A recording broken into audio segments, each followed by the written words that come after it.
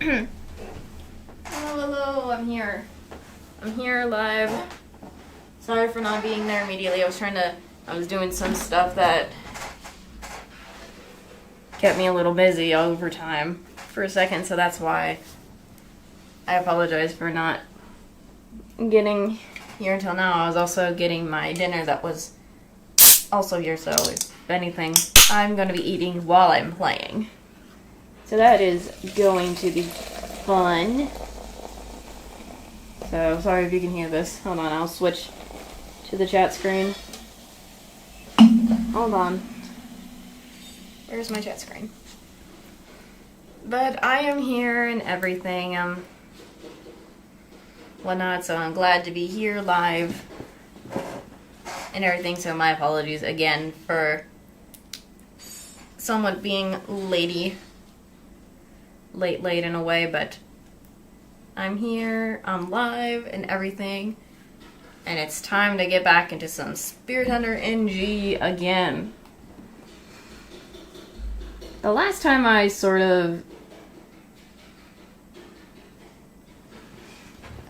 was in the game, I remember specifically we were on the Screaming Author and we're continuing Screaming Author again. Because I stopped at a specific area, at the haunt area, before anything, so.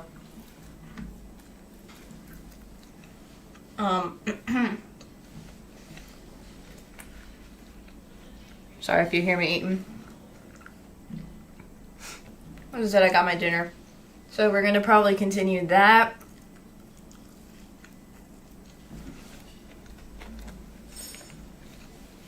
For the spirit and everything. And then hopefully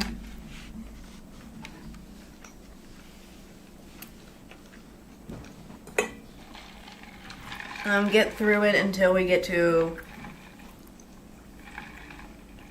a good spot, and then we'll probably we'll get to a good spot for it and then end on a cliffhanger of some sort.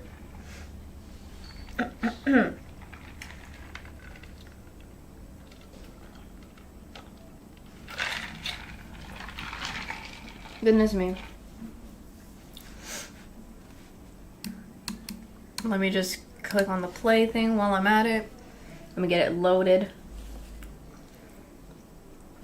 Let me get it loaded. Loading in the game.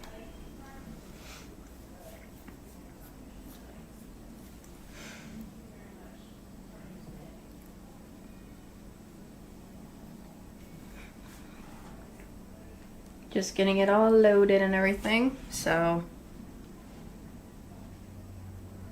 Hold on.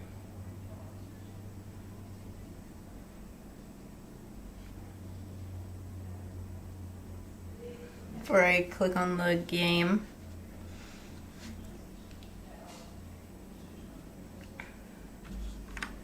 Where is my life? Here it is. There it is, so we're gonna get back into it, but hold on, before I get into it, I need to do something.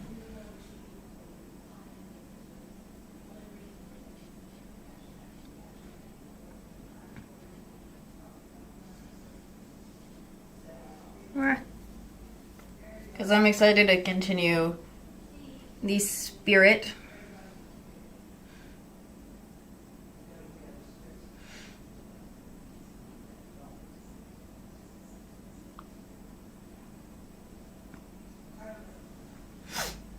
Okay. Here we go. I was just trying to quickly do something. So, let me get back into load. If I'm right, we were at the bedroom in the creepy Miroku residence.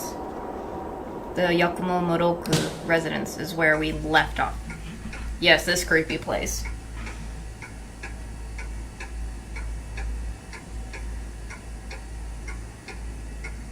So this is kind of where we last left off. I'm gonna do an actual save since I just got back in here and it's been a while. Because we were getting these creepy masks and stuff. And I think we were kind of, putting the doll in so it can get warmth last time, so...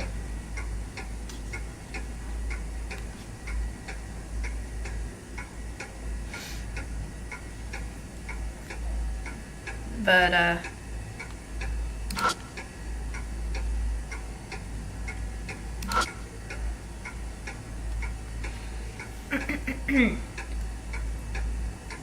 the doll seems to want a mother. Hey, I mean, that's where we left stuff, because we were putting the doll in there. Hey, Rosé. Sorry, but can you handle this? Rose Grimace.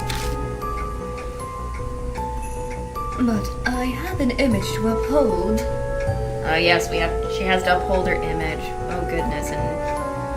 From what I remember, she said she didn't want to be, like a mother or something. It's something or whatever. I forgot what it was. Sorry, but we really don't have the time to care about things like that right now. Fine, but only because you're my disciple. Oh yes, she's doing it because we're her disciple. I know I'm the one asking you to do this, but what are we supposed to do here? Essentially, we need the doll to feel some motherly warmth. I think an imitation of... Okay, I don't need to say that. Something would be best. Okay, Akira and I are in the same, dots. Wait, you're going to... No, I'm not actually going to feed it. I'll just sleep next to it and lull it to sleep like mothers do. Here, like this. Goodness me. In we go. Sleeping under the blankets next to the doll, Rose speaks as if she is rubbing it rubs its head. So that's what it is, okay. Oh, you must have been so scared. It's all right now. Mom's here with you. There's nothing to worry about anymore. The scary dream is over now. Hush now. Go to sleep. I hear a clack from the mask. Hey, Kijima. Rosé crawls out of the blanket. She's holding on to a dog mask. Dang dog mask. It just came off on its own. Maybe this means that the doll has been released from her thoughts. Now that she mentioned it, I remember the mask coming off on its own when I gave the doll fruit. Yeah, I did.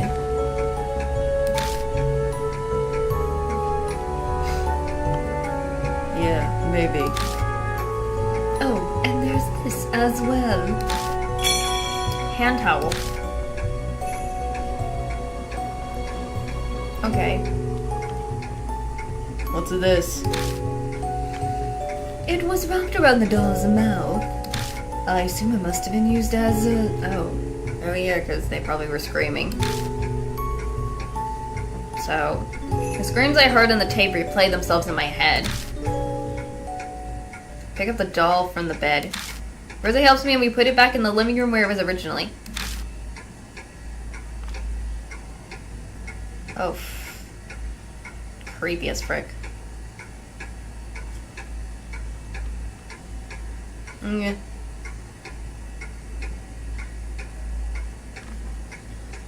I don't think there's anything in this room we can do, so let's leave the living room real quick.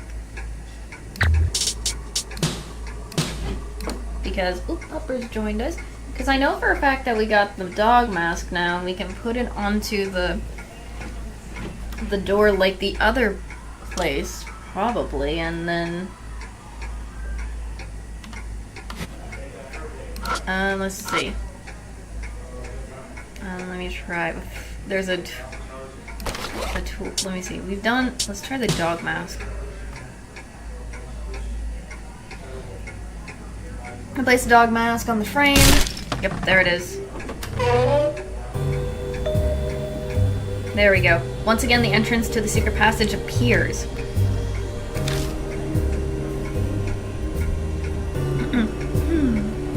as expected. Our working theory is correct. There should be another Heroku residence ahead. That's right. Come on, let's go.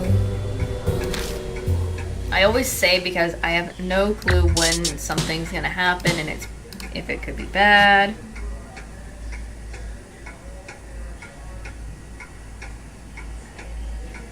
So that's why I always double, triple save whenever, so... Guess let's go enter the hidden passage. So any jump scares? Nope. Don't like that either. There it is. There we go again. As we thought, the door in the secret passageway connects to the front entrance of the residence. The entrance doesn't look any different aside from the passage entrance being closed.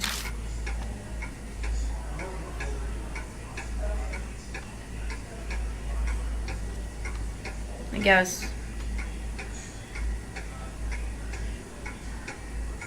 I guess let's go to the living room. When I enter the room, I hear the sound of someone knocking on the front entrance door.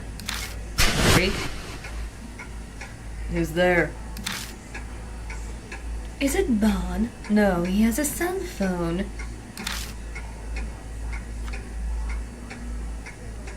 Let's go check just in case.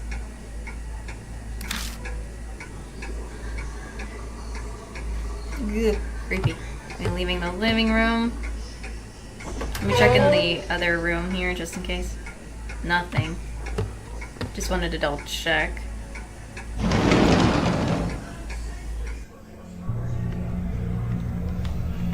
Goodness. So we have checked. I could have also explored it, but I don't know if it would be a good idea just to explore the place. But it seemed empty for whatever noise it came from and everything. Going outside. Bon is standing around and being a good lookout. What, looking for something? No. Hey, did someone come by just now? The heck you talking about? I'm sorry if I mess up his voice from last time.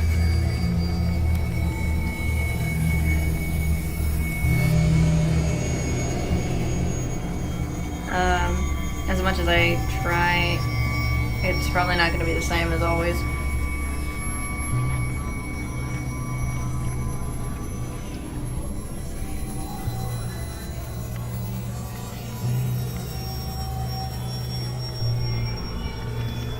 Hold on.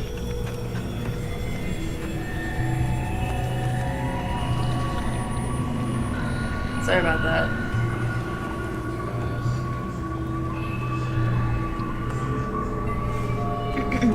Heck, what are you talking about? There it is. I mentioned the sound that I just heard. It kind of felt like someone was delivering mail or something. So I came to check just in case. They'll obviously know who's been here. If the knock was that loud, then I would have heard it too. Ah, yes. Interesting. You didn't hear it? Nope. Well, considering everything else going on with this place, there must be some sort of reason. Probably didn't go through this stuff, that's why. Maybe you should take a quick look outside. Yeah, I'll do that. Alright. Okay. Let's see. Let me look around here. Nothing. Yeah, that's the same thing. There's no way to. Oh, what the frick did I need for that? Anything with the mailbox?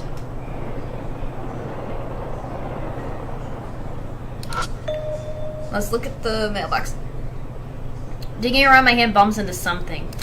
It's a cassette tape labeled S and a sparkler. Sparkler?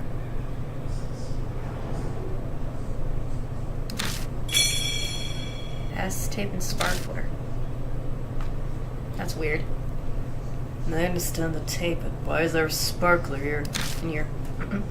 Looking closer, I see scorch marks on the tip of the firework. Looks like it was lit, but the flame went out before it reached the end. Well, the obvious answer must be harassment. He probably didn't talk to his neighbors much. Okay. I see. Anything else? Take a look inside the mailbox, but I don't see anything inside. I guess that means there's nothing else.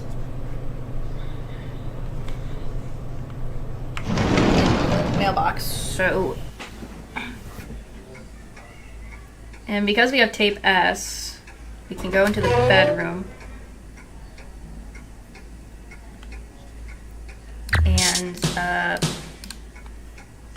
And put it in the battery.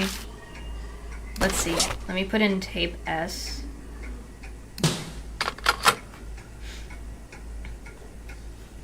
Just because we haven't done this yet. 3 dots.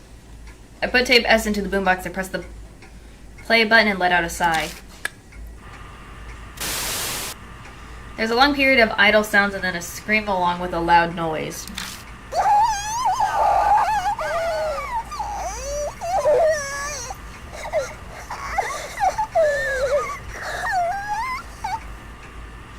Dang, I forgot how creepy it is.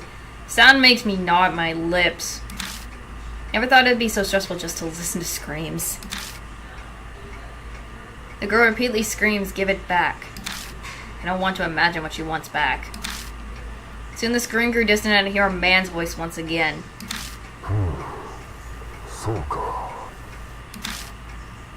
Oh, this is probably Madoka. Creepy.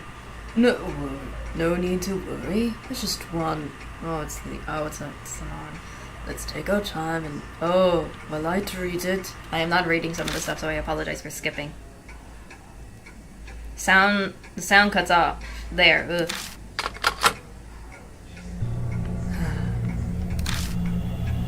I think I finally understand what this man was doing to these girls. Good. It's clear from the other tapes that he's been Something hands and legs of the victims. They're taking them away from them. Ugh. He's even saying, well, I treated so. He's not trying to eliminate the girls, so he has to have some objective that is making him eliminate their arms and legs. I'm just gonna say eliminate because that's the only thing I can think of.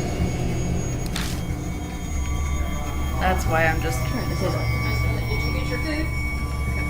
Sorry about that. I don't get it. Why would anyone need to eliminate the arms and legs off of anyone?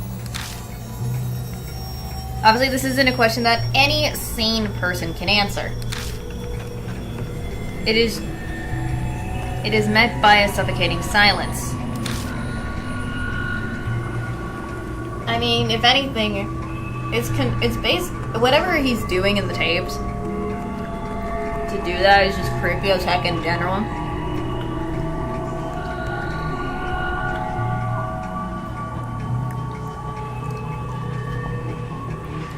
And there's probably no answer for now for them.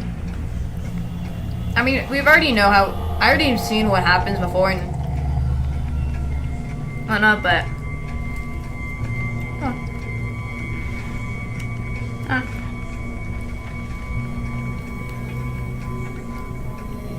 I'm just dropping food on me.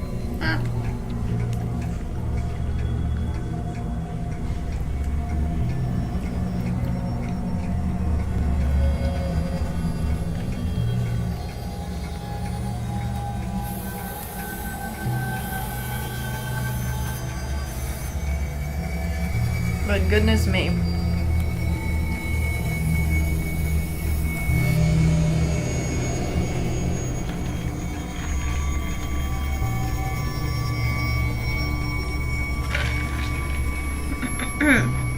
Excuse me, sorry. Taking a bit of nom nom. Nomin. So Let's continue investigating. I get the feeling that we are approaching the answer to that question. Okay, so we already...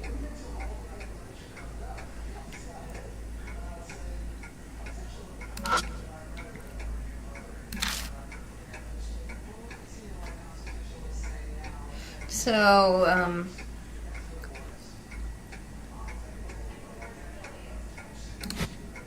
do we get the tape back? Hold on. I want to make sure we got that tape back. Yeah, we still have the tape. So I don't want to lose that tape.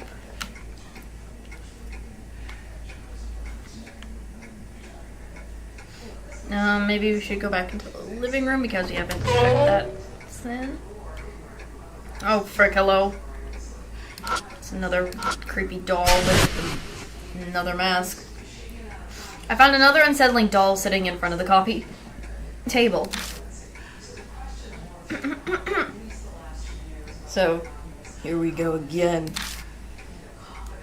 Something about this doll immediately jumps out as different.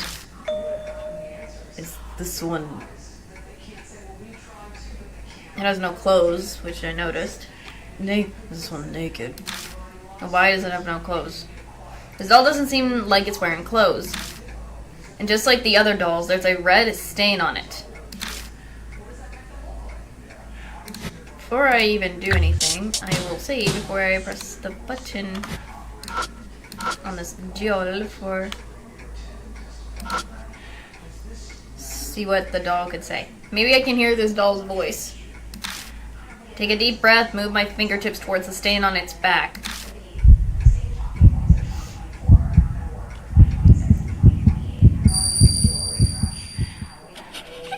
Hear some sniffling and crying. Then I begin to hear a quiet voice.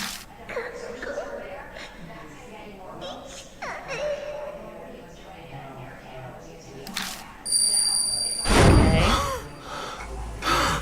Dang. They never make this easy, do they? I think the voice I heard said I want to go to school. But how would I make the wish come true? I mean, we probably have some stuff.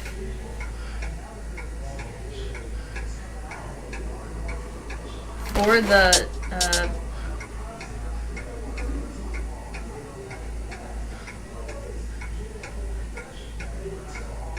let me give it the sailor uniform real quick. I take out the sailor uniform and put it on the doll. Sailor uniform use. Goodness, I'll help. Alright, we're gonna have help. Putting clothes on a doll ends up being a lot tougher than I thought. Working together, the two of us finally managed to push the hands and legs through. There we go. My goodness, a stylist job is exhausting.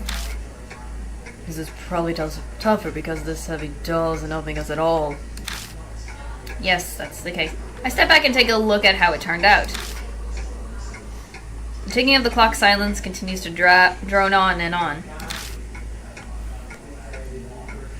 That's weird. Nothing happening. Is a school uniform not enough? I mean, so far we've had to fulfill a lot of stuff for dolls. All these creepy weird dolls. So,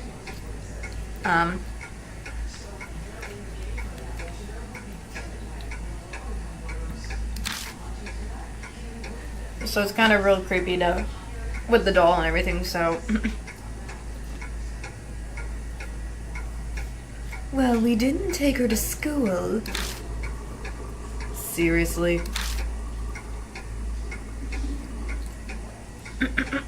We're gonna have to probably switch characters maybe, because if Rosa can't fulfill that, because she's already fulfilled the one with the mother, so there's a possibility Bond needs to fulfill it.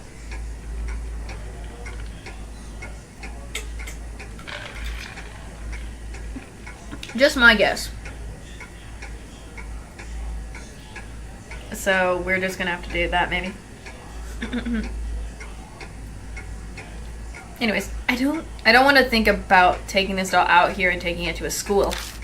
Closest school is pretty far from here. Well, I'm out of ideas. It will take me a while to come up with something else. Looks like Rose has given up. I don't really think that Bond is going to have any ideas, but... Yes, so yeah, we're gonna have to switch partners, which is Bond has to be the one to help us in this situation. Since if Rose can't figure this out, then Bond is most likely the only person I can say could possibly figure out how to help this one doll.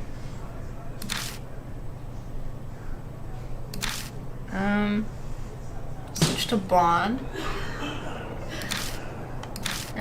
Rose's now on lookout, and we have Bond, her saying au revoir. I will quickly save this. And then get up in the residence.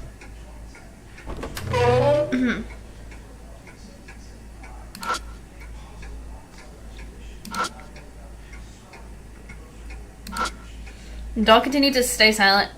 Mask still stuck to its face. What more can we do to grant this doll's wishes of wanting to go to school? And here comes Bond and Clutch. Hey, Kichima, sit next to her.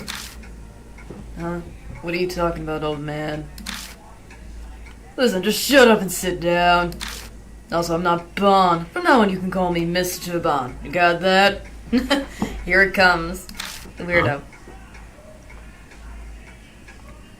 Say what? Though it feels ridiculous, I sit down next to the doll as Bond ordered. Goodness gracious, this is...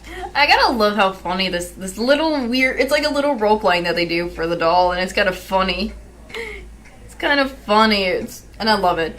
Alright, let's review what we've learned in our history lessons last time. So what did the Columbia thing, I remember. Columbia, make it to America, Ichima. What's the answer? Bond pretends to be a teacher calling me like I'm a student in his class. What the heck? Something about the ocean blue. Alright, 1492, right? Good, I'm glad you revealed what you've learned. Alright, next question. I'll ask you. Bond points at the doll and throws out a question. And I love how it's just... I love this cute little thing. And then he's talking about the Emancipation Proclamation year thingy, whatever. However, the doll continues to stay silent. Fine. I guess I help keep this going for a bit. I love how he's just making it, like, a little fun thing for the little spirit of the doll, I think. So, the fact that they have to make it look like they're at school and everything. Yo, Mr. Bond, don't you think that question's too difficult for an elementary schooler? And then just Bond smirking at this and just going along with whatever happens. Oh, good point. My bad. You're doing a terrible job as a teacher. Oh, goodness. Here comes the back and forth thing. What'd you say, you runt? There's no way to talk to a teacher. What kind of teacher calls the students a runt? Jeez. That's it. Come here, you little... Oh gosh. Not the fact that it's a fight, going towards a fight thingy. Why, Kijima, I know we know you're the bronze and everything, but does this need to be necessary? Does it need to be freaking necessary for this? Goodness. Goodness gracious. No? You want to fight, you fraud? Then the next moment... With a clack sound, the doll's mask comes off. Oh, there goes the mask. Hey, did you just see that? No way. All it took was a freaking half-butt act like that.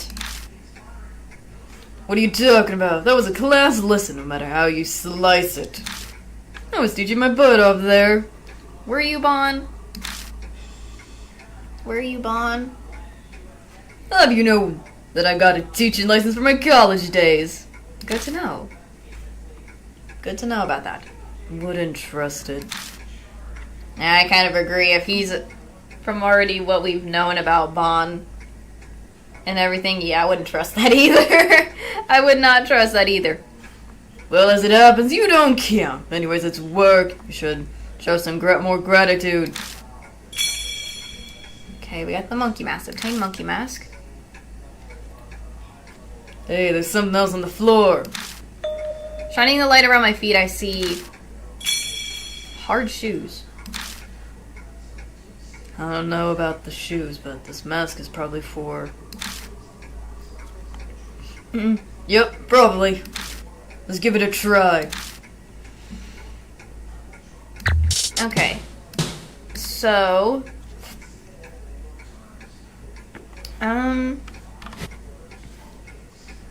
we have the monkey mask now. And we can go place it on that area in the front.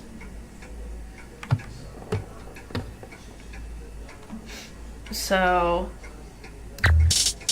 save again in here. I always just save just for my sake.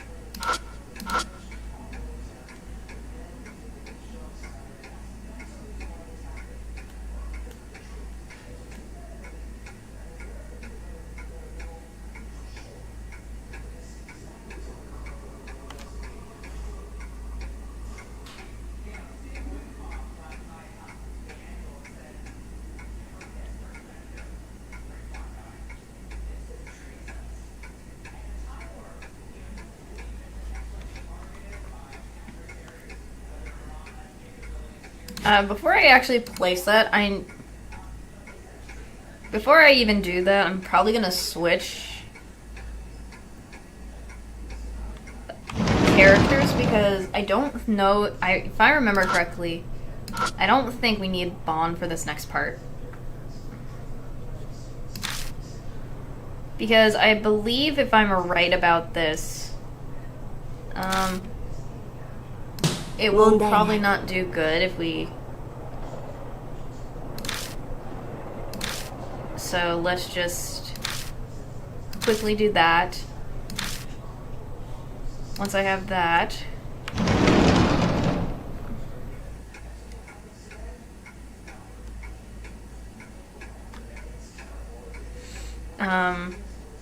let me go back here. Let's go the monkey mask. Same thing. Entrance. I had to make sure to switch because I don't want anything bad to happen. This is the same as always.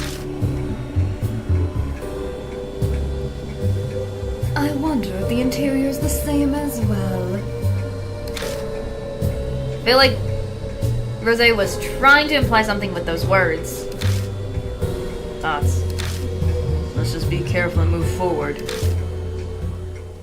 Before I even do that, I must save.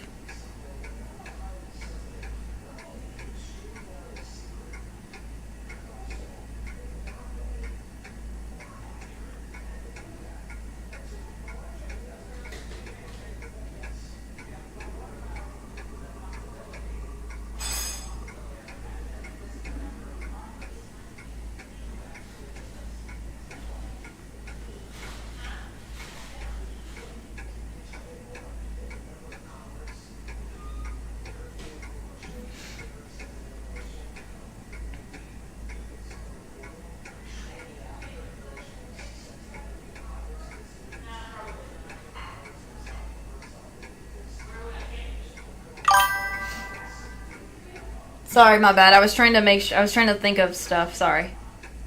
My brain was thinking. So we're about to go in there. I was just.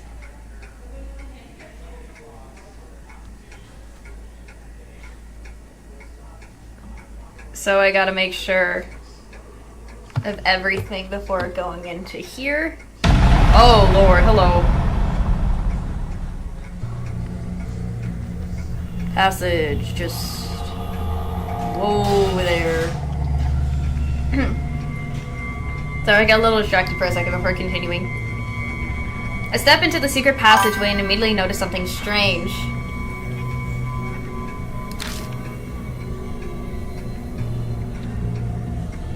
Hey, is this... Oh lord, there's a flashlight. There is a flashlight here. It's just very not shown.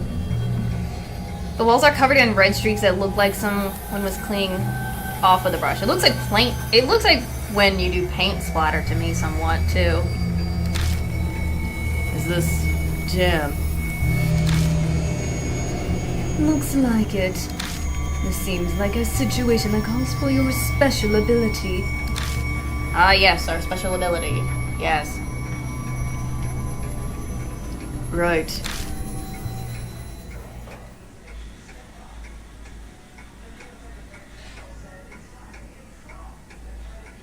So I had just finished adjusting my breath, so I reached towards a section of the jam stain. I'm calling it jam because I don't know. Oh lord. Here it comes. Dots. With a question mark. Oh, down we go. Yep. A scream shrieks down directly above our heads.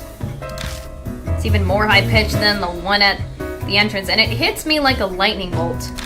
My vision immediately goes white and all the strength drains from my limbs. I have to move immediately or I'll die, but do I still have the strength to escape?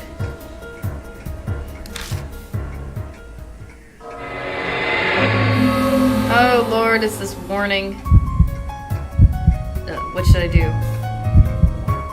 Is it fall to the floor real quick? Because okay, good. All right, that's right. Fall to the floor. Yay! I don't remember. No, I don't got enough strength to escape. Right, because if it's gonna make that noise, it's gonna probably prevent us from doing that. Ugh. Then I should choose something that will let me stall death even for a second longer. I hold my head and fall on top of the big blood stain. Oh, or the jam stain. Oh lord. Oh, down. Okay. Oh lord.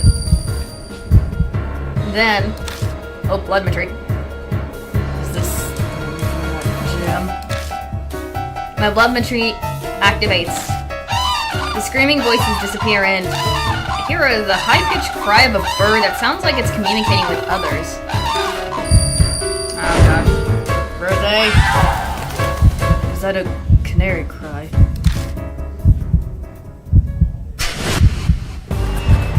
Friendly cranes were calling out to each other. True. If that's the clue to stop the sound, then what should I do? Oh, frick.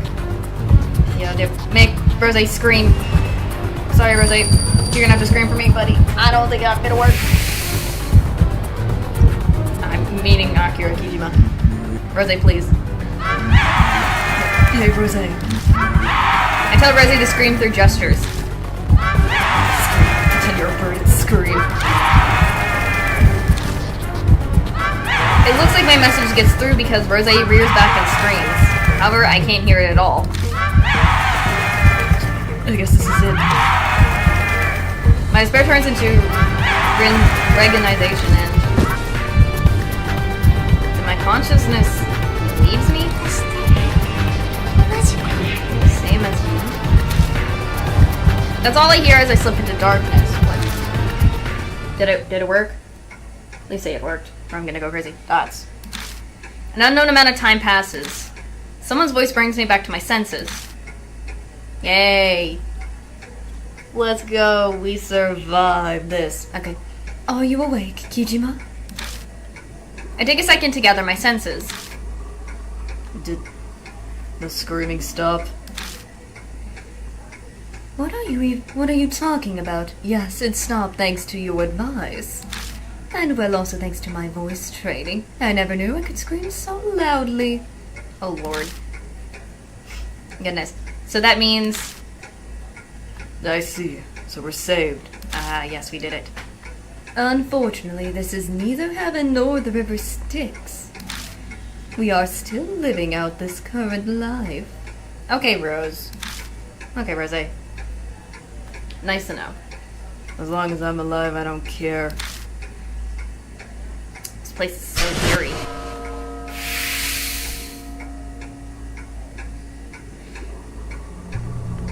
staying. So that was clear. Good. At least we got through that. Anyway, I look up at the ceiling of the passageway. that scream came from directly above us, right? Yeah, that's what it felt like. I guess that's there's a room above here. I mean, they did show outside, when we're outside of the Morocco residence, there is probably an attic, so that's probably the attic. So there's that possibility. That's where the screaming, whatever canary cry thingy that happened before was coming from as well. So there's that. So we'll have to figure out how to get there. But it doesn't look like there's a ladder hidden anywhere. Oh yeah, she was coughing because she had to scream her lungs out for a second. Hey, you alright? Yeah, it's nothing too serious. I just strained my voice from all that screaming. I watch Rose rub her throat. I can tell she has yelled herself raw. Which is to be expected after belting out a scream like that. I don't know what it sounds... interesting how it would sound like. I never expected I would have to match a canary's cry with just my voice. Some pieces mimic cranes with a...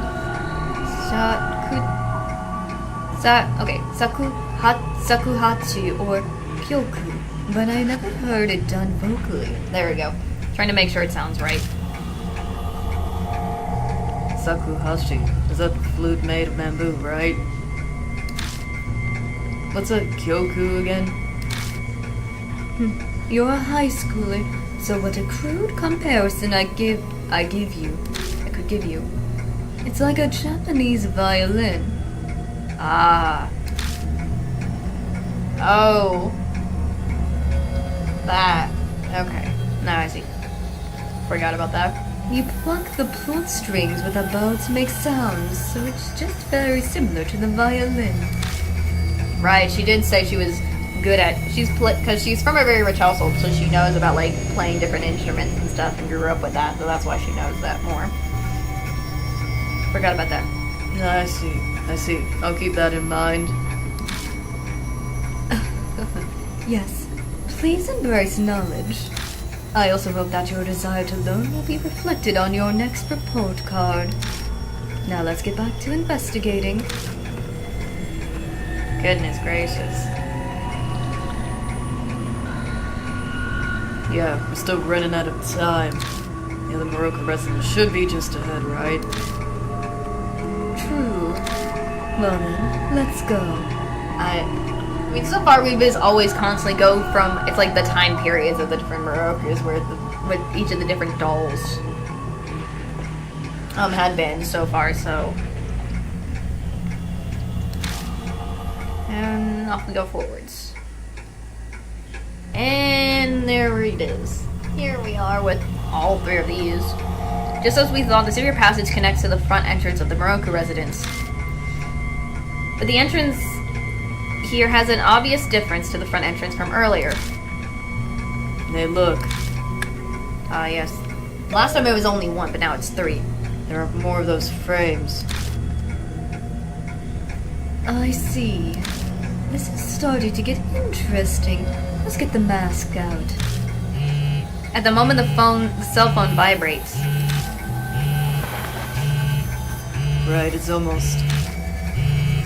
Pity we're out of time for tonight. Hey, it's me. Time to get out of here. Alright, let's go back.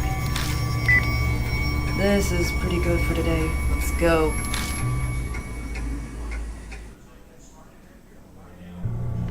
Hey, Bon, we're back. And then her coughing again. 'Cause I bet he didn't even realize what happened. Because he wasn't there. Hey, Rose, what's wrong with your voice? What happened? Were you rocking out or something?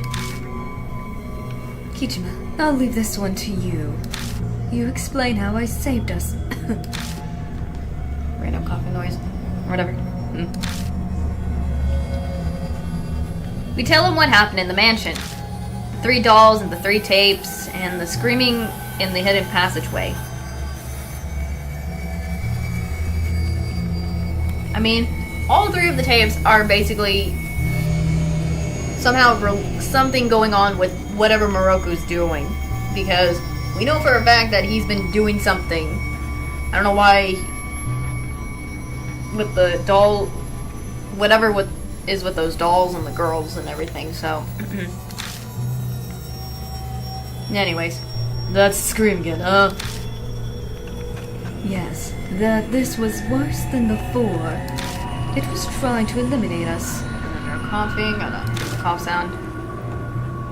This may seem rude to you, Rosie, but I'm really glad I didn't go with you. Yes, because if we had taken him, it wouldn't have worked with him, because I don't think he has the right calibrate. I don't think his vocal tone would have worked to scream or anything. It wouldn't have worked if it was probably deeper. That's why probably Kijima couldn't even do it either. So that's why Rose's the only one that could obviously do this. So, Squawking like a bird just isn't me. yes, buddy. If it was you and me, we'd probably be dead right about now. True, that would have been not good. Hey, give me a break. I'm not dying an unsatisfying death like that. Oh, do you want to be a cool death? Is that what it is, Vaughn? Anyways. She coughs again. Getting back to what we uncovered tonight, those 3 tapes are fascinating. Each one recorded a man Something. I'm not saying that. I am not saying this, but you can already say what it is. a girl as she screamed and pleaded. What a grotesque hobby. Yes. For some reason. However, he didn't seem like he was just a sadistic deviant. He sounded pretty calm and kept saying things like, I want to make it so you don't die. He also seemed to be very knowledgeable about what he was doing. I mean, it did say he was originally going to be a surgeon before he switched quickly to become a kids author. So it makes, to me, I think that makes a lot more sense why he would be more knowledgeable of what he's doing and calm. In that case, so. Ugh. So I can understand that. So it was pretty likely that Moroku's on the tapes, because that's what it looked like to me. That's what it sounded like to me. Before he became a children's author, he wanted to be a surgeon. Docs connect. Yep, I just said that earlier. If I recall, Moroku wrote horror-themed fairy tales. I'm quite curious to see how he tied the something into his works. I am not saying that word. I'm not saying this word, but I already know. I've seen it, and I know what it is. So no, thank you. Basically, taking limbs or something. I'm absolutely fine never knowing the answer to that. Him, on the other hand, is like, nope, thank you. I read some of his major works myself, but there wasn't anything weird as that and them. I don't know about his other books, though. Most of his stuff is out of print. I mean, he is Mom's a journalist. He could probably find more if he wanted to. It seemed we'd be more likely to find his insanity and inquisitiveness in his minor works then. Hey, Kijima, from what I heard from Bon, your aunt's also a horror novelist. True, if we ask Aunt Natsume, maybe that could help. She could help with that. You don't mean... You want me to ask her about Yakumo Moroku? She might know some dark tidbits that only someone who traveled his circles would know. We won't know unless we try. See what? When you ask her casually. I mean, that is true. We have kind of, with the Kubitaro case and Hiroshima Woman, she has helped us because she has written certain things, so I can kind of see why asking her, she's kind of helpful in that regards to in many ways, so I guess we have to do that. My, looks like you're curious too. Alright, enough chatter for today. Time to split up. Getting called in for questioning would be a real pain.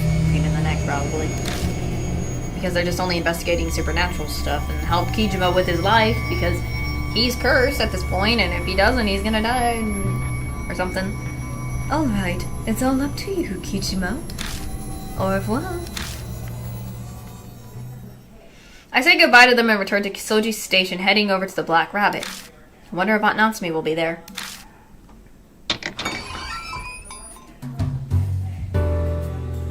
Oh, Akira. What are you doing here at this hour?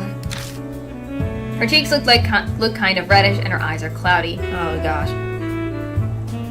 Hold on real quick, guys. I'm just gonna quickly get up before I continue and just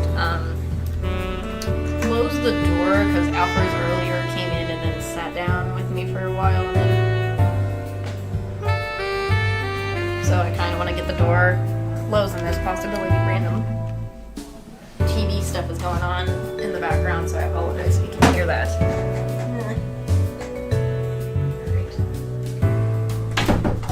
There we go. Much better. Much, much better. Much better.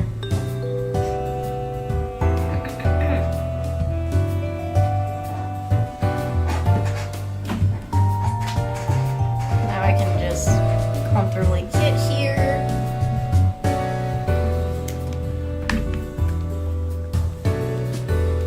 Alright, back to what I was doing.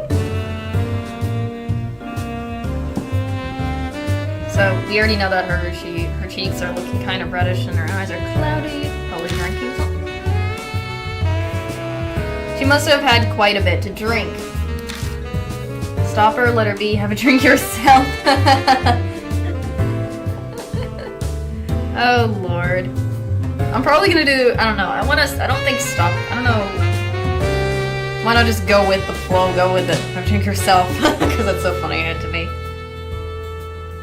Because why not? I think it's kind of funny in my opinion. None for you, you're underage. Satomi would glare at me from heaven.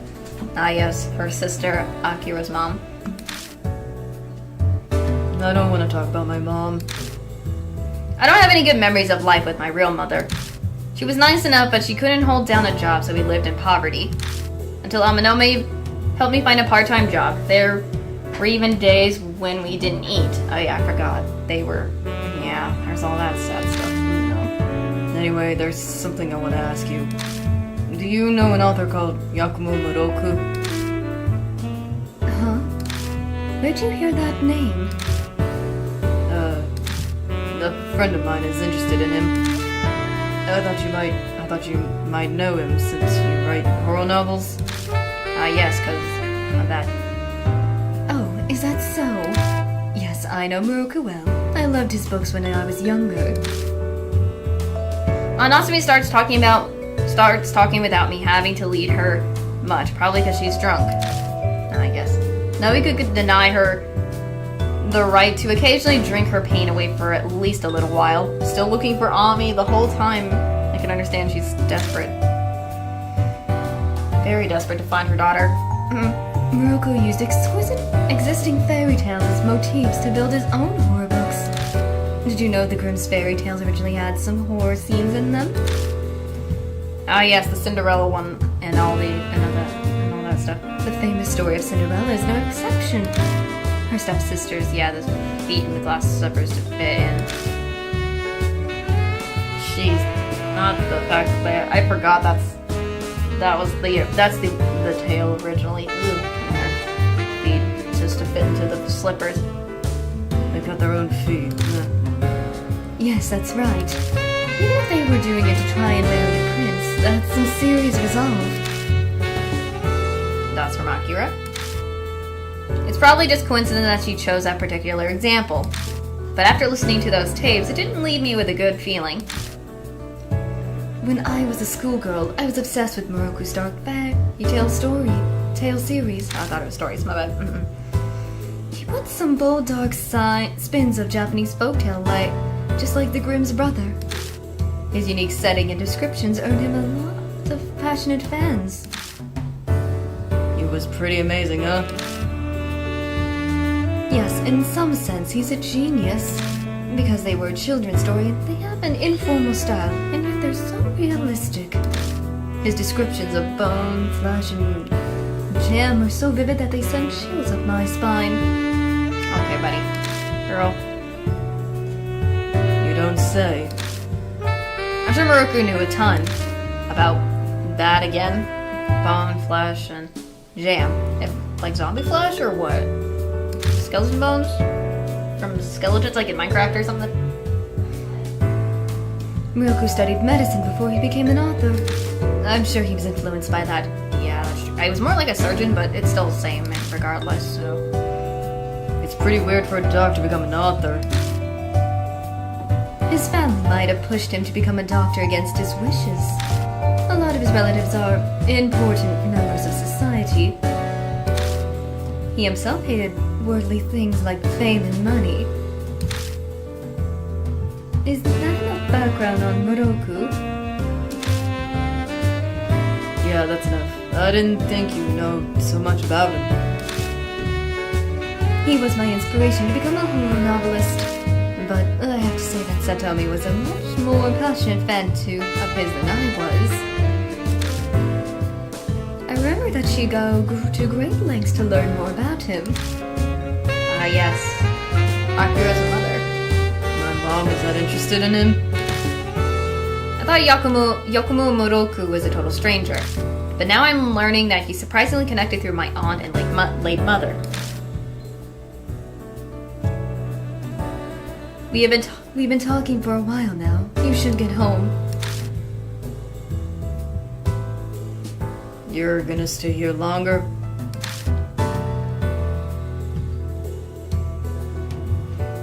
Yeah. Even if I went home, Ami's not there anyway. Not nuts me. I'm going to lie down in the back. After all, I've been busy first thing in the morning. Good night. I really hope she gets we have to find Ami for her, for sure. She gets up and walks unsteadily to the inner door, disappearing behind it. I lock the front door of the Black Rabbit and start walking home. As I stroll down the dark roads, I pray that Aunt Natsumi can get some sleep. Ah, yes. I still feel bad for her. She's basically, looking for Ami this whole time, like, well, we're also trying to find Ami at the same time, but they're the way Kaguya wants us to do it, so, it makes sense. Makes total sense. Huh. Oh, man. Sorry, I had to numb a little bit.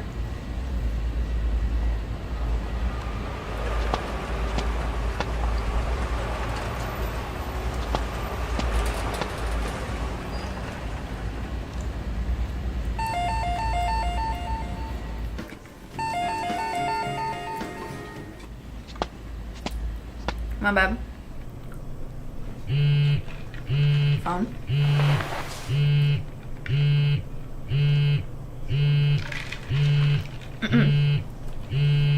The text. Sorry. I did. No, man. I opened the message. From D-Man, subject D-Mail 7. How are you? It's D-Man. I prepared your next riddle. Feed the souls of triplets to the monster that consumes souls? Okay.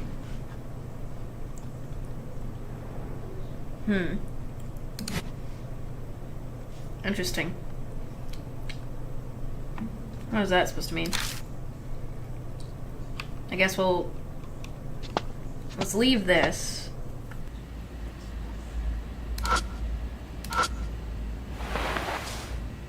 Search the trash bins by the convenience store. Dang it, why the heck am I doing this again? Light catches on something in the trash. That's gotta be it. In each of the trash bin there is coins mixed in with the trash. 3 coins.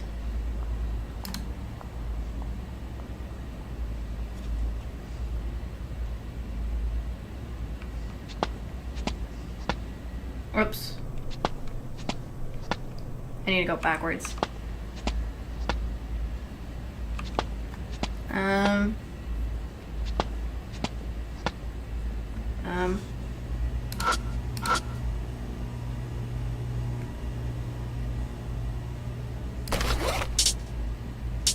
He had the D letter.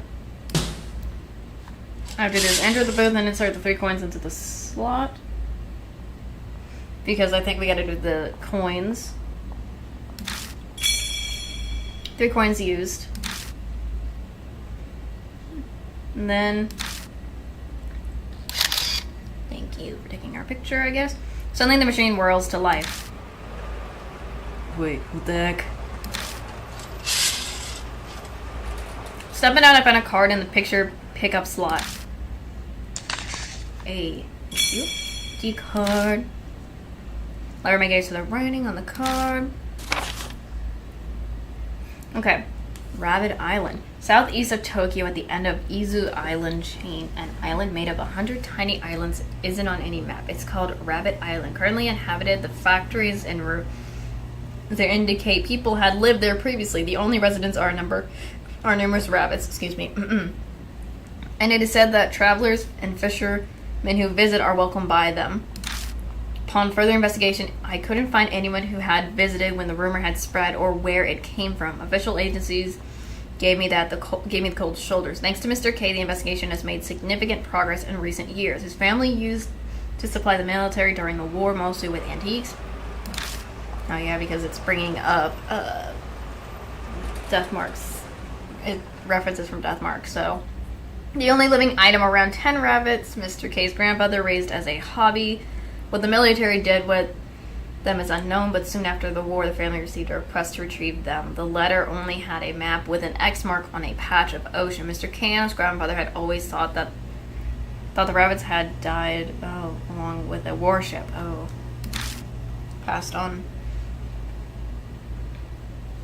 But I realized something when he showed me the map. That's right, it was the location of the rumored Rabbit Island. Things got strange after that. Mr. K, the ex-detective, and I decided to head to the last of Izu Islands with some assistance. Now that I think about it, Mr. K had a bad feeling about it, which ended up being proven correct. But I won't tell you the source of his bad feeling for now. The island was indeed there and full of rabbits. We discovered that the place felt frozen in time. Memory of horrific battles remain. Human experiments, atrocities beyond imagine, made it natural Ichiman site. It's slightly different from what you're facing now, D-Man. Interesting.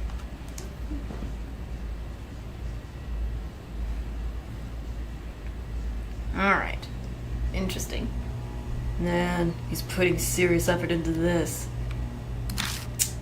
Guess I'll go home. I solved Demon's riddle, so I head home feeling pretty satisfied with myself. Spirit file. Oh! Forgot. There's that jump scare. Oh my frick. The letters, it looked like it said, do not... It looked like it was trying to tell us to do the same, to not look or something. Screaming out their rumor, it's 5. Several tapes contain terrifying yells of eliminate. Little girls taken, arms, legs were taken. I want to make sure she won't die. What does that mean? I hear the screams of screaming author. Rosé screams back. Would I have died if she hadn't? Ugh. Man, I'm tired. Oh, Lord. I'm gonna be calling this late.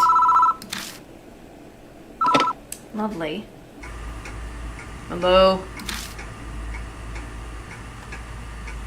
Hey, who the heck are you? You better cut this out. Ah, yes, the randomness. Dots.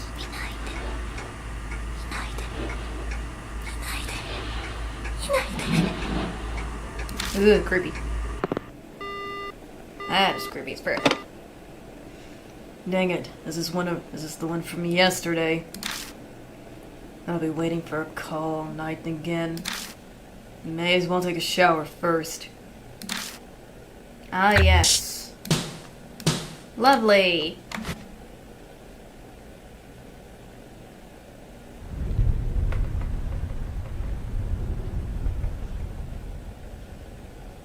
Before I even do that, I'm just gonna nom a little bit. I wanna take a little food break for me to eat a little bit more.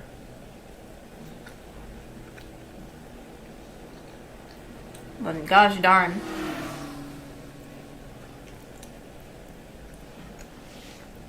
And so far what we've done, creepy thing that happened to our notes with the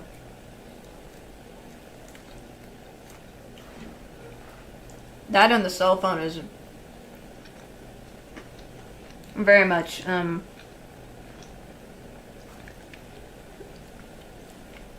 upping the antics on the haunting of us.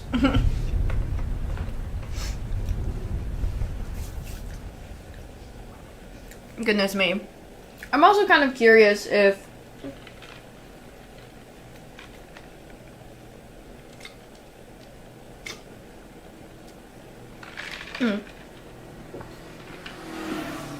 if the fact that the ghost is connected to the tapes, that makes sense why it would go through the phone.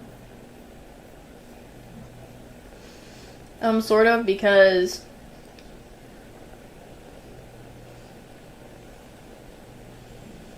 I would understand why that's I can understand why the phone calls are constantly being it if the ghost is connected not just because of the house, but also because of the tapes. Maybe it makes sense why it was able to go from the tapes to the phone and everything. Because I feel like this ghost is just basically a conglomerative. In a way, like, the main ghost is able to haunt us because we take the tapes and everything back home and all that sort of jam and stuff, so. As well as when we first went in, it automatically latched onto us. So. I guess it would make sense. Anyways. Okay, lights, we turn the lights on probably in there. Speaking of, do I have anything to drink after I get out?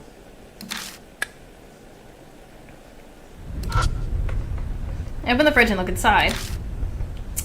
Nothing. I'll go and get something from the vending machine. Great, we're getting something from the vending machine. Closest vending machine is in front of the cemetery. Ah, yes. This is gonna creep me out. Hello.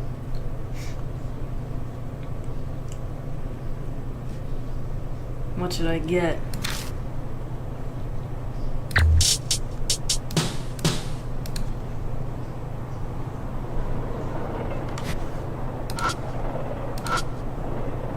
The light coming from the machine is kind of creepy. What are you going to get?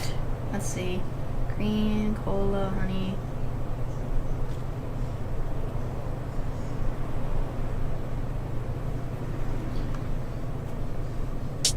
I'm going to go cocoa for this. Why not? Why not do it anyways?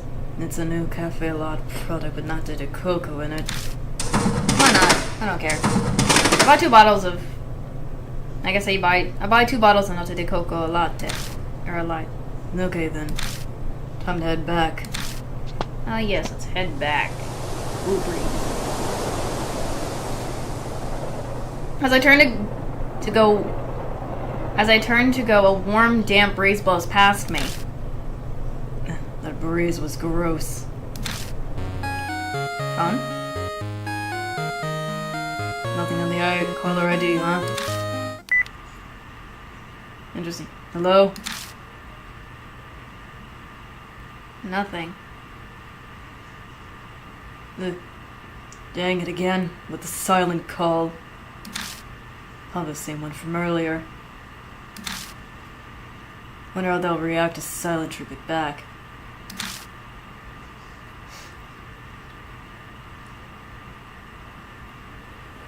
The phone's just... nothing. What is this? It sounds familiar.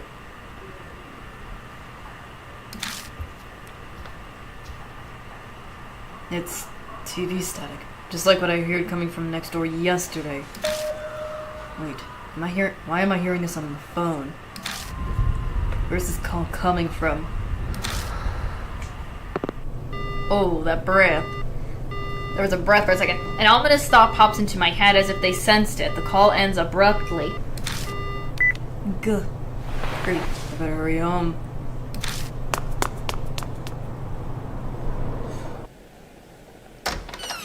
I thought we turned that light out. Over on this thing. Rushing into my room, I quickly scan to see if anyone's there. There was no one. Guess that call wasn't coming from here after all. Man, I'm exhausted. Time for a quick shower. Lord, that's terrifying. Oh, gosh. From what I know is that from what I can say is that that is terrifying. That the ghost kind of knows when we sense it. Again, probably from our blood material or whatever. That it immediately ends the call after it knows what it's doing or something. I don't know what, but that's just how it is. Making it a little bit more terrifying. And ominous to me. So, I have to say.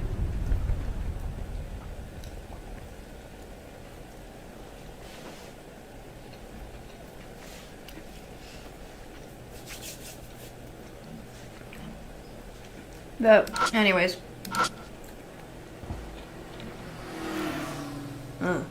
I forgot to turn it off again. No, we turned it off. I just think the ghost turned it back on when we were gone.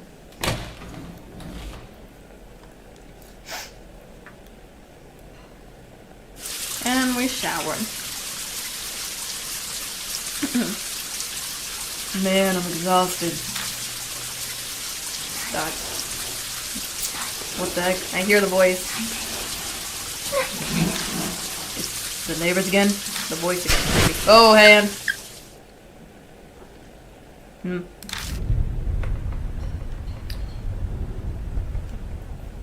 I saw the hand for a second. Guess I just imagined it. Goodness.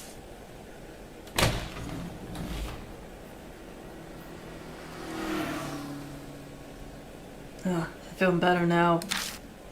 Time to have a drink I bought earlier. Sit on my bed and drink latte de coco a lot. I don't know how to pronounce it, so I apologize. Yeah, latte's good, but most of the latte cocoa is stuck at the bottom of the can. No well. I just also noticed there's that thing. Finally time to relax. Alright, time to read for a bit. I hope he's not paying attention to a lot of stuff in his room or whatever.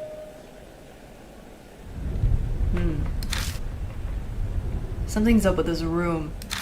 Like, something's out of place.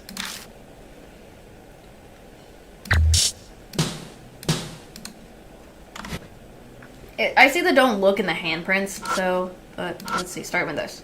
I look at the window, but nothing really catches my eye.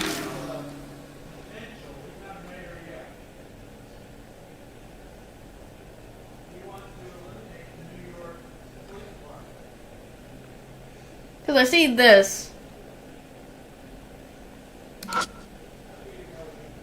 Something's written super tiny on here. What does it say? Just don't look with handprints. Don't look. What's it? What is this?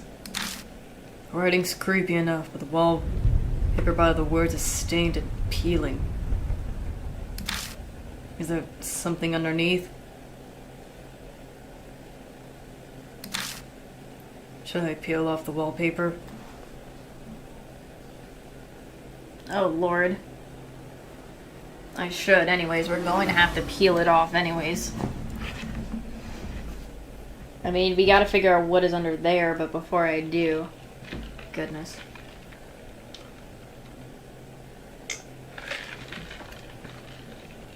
Trying to get myself ready and everything, so... Yes. Go gosh, hello.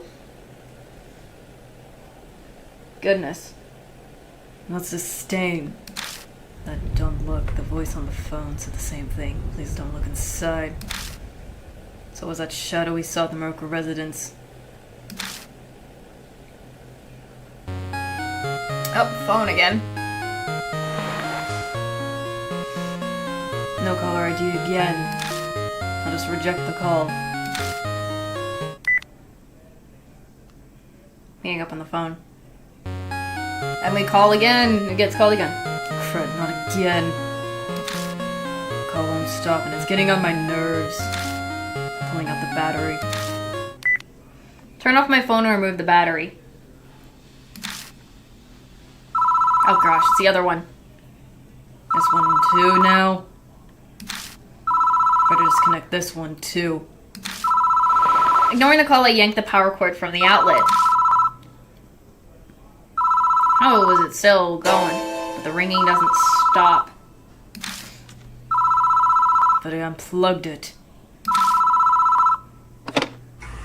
Abruptly, the ringing stops, but then the receiver starts to make noise. Oh lord, here it comes.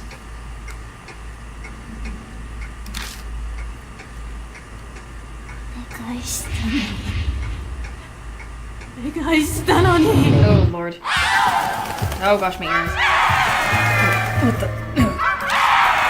The screaming is the same as what we heard at the Morocco residence. The instant splitting headache almost knocks me unconscious. How will last if I can't get the voice to stop?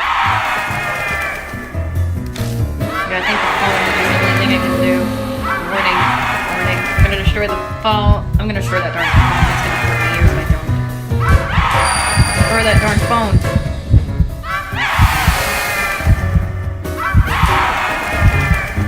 Gosh, destroy the phone. What if I destroy it? I shuffle over my hands and knees and smash the phone with my fist. Oh gosh. Alright, take it.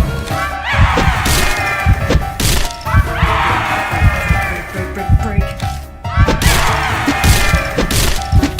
Not us having to break our own other phone.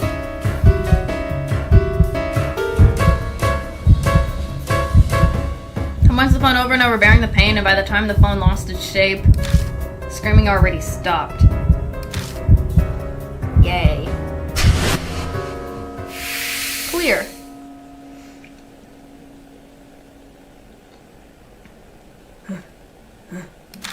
Somehow I escaped. That screaming. Is it the spirit from the Morocco residence? Nothing else better happened for the rest of the night. Dang, our phone's on the ground, all in pieces over there. Crisis averted. I took in a deep breath. Man, I'm exhausted. Crud. I need a rest before I clean this mess. Collapsing on my bed, I quickly feel my consciousness fading away. Dang, that is a messed up phone, though. I can't keep my eyes open. Jeez, we have that phone.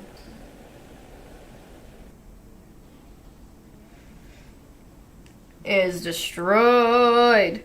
We have destroyed phone and everything. We are going to save, that is for sure. We had to wreck that phone because it would not stop that darn voice screaming from the spirit if we didn't. So let's save. 8:14. The sun sets and the meeting time approaches. Bond and Rosie seem like the type that don't mind making others wait, but hate being kept waiting. I better head out. Oh, frick. Here it comes. This feeling. Yep, it's here.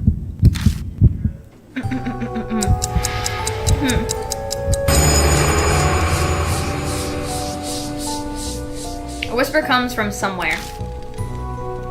It's time for a tale. The man found a poor little birdie. The man wanted to save the little birdie. Crud. The whispering stops. Cold sweat slides down my cheek and drifts off the peak of my chin. but my breathing remains composed. My heart rate stays pretty steady, too. Is it because I've made up my mind to do this, or I'm just used to it, used to all this now? Even I'm not sure which is true. I leave the apartment and take a deep breath of fresh air. Tonight I'm going to put an end to this. As usual.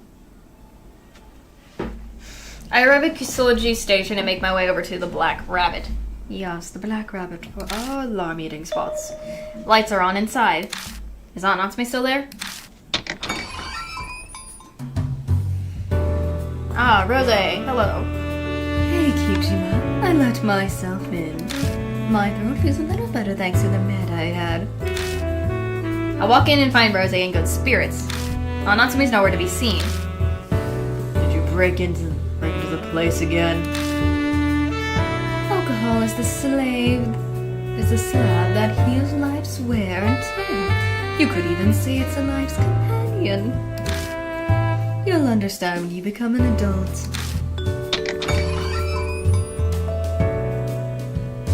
Hey, so you're both here already? Pour me a glass too, Kijima. I'll take some of your top shelf bourbon on the rocks if you please. Okay, buddy. Do we really need to do this for you? We're not... Boy. Come on, dude. Why do we gotta give you alcohol, buddy? Why are you giving me that look? But an in-hospital bartender. Bro. Come on, man. You gotta really be doing this? Our lives are on the line again tonight. Indulging a good drink when facing down that situation is to be expected. So come on, don't keep your customers waiting. Buddy. Come on. This is going on your tab. Excuse me. I've helped Natsume at the bar before, so I know what to do. I go behind the counter and pull a bottle from the back. Put some ice into a rock glass and pour out the dark amber liquid and a burnt smell wafts up. Bond impatiently snatches the glass from me and pours down the liquor. Ugh, gross. Phew. I'd put hair on your chest. Ugh, gross. So, Kijima, did you get us some info about Moroku? Oh yeah, we gotta tell them. More or less. I filled them in on everything Aunt Natsume told me about Yakumo Moroku last night. I see. It definitely looks like that cruel hobby of his definitely made its way into his work. But I'm finding it hard to believe that he'd take and eliminate young girls just for his writing. I don't think that either. I tried following the thread of those previous takens. Over the past few decades, first girls went missing near the Moroku residence. Half a year ago, in middle school, a girl named Tsubasa Aoi vanished. She was on her way back from ballet class. She was a pretty girl people had expected to become a prima donna in the future.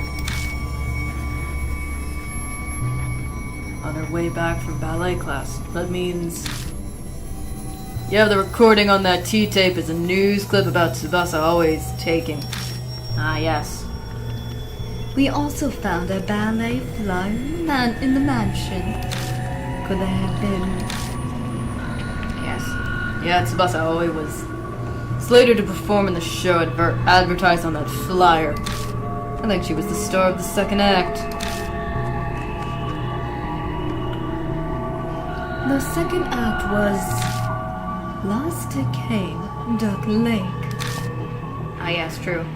Yeah, Tsubasa Aoi was going to play the part of the princess who gets turned into a duck. It's like Swan Princess to me. She was apparently really excited for it and put her heart and soul into practicing. She went to the ballet class every day and danced barefoot until the sun set. And then she went missing just before the show. She was so eagerly awaiting to perform. What a soul-crushing tale. I'm sure that was devastating for her. Okay, now for the rest. 10 years before the girl named Sati Kirishima disappeared. Then 20 years ago was Mishima Mishima, and the last one was 30 years ago. Hana Manabi.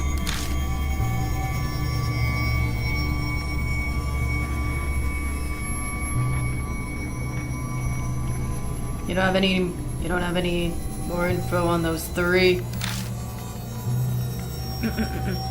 Interesting. Unfortunately, I couldn't fully investigate them. They're pretty old cases after all. All I know is that they were all kids who were in their early teens.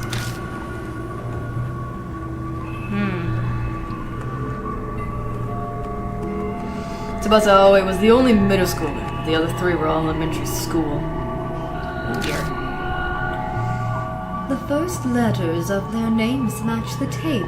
T-S-A-H. The pieces are all starting to fit together. Ah, yes, the tapes. I think we can safely assume that Yakumo Moroku had taken all those girls. Once every 10 years, a young girl around the same age was taken by a children's author. Almost like some kind of ritual.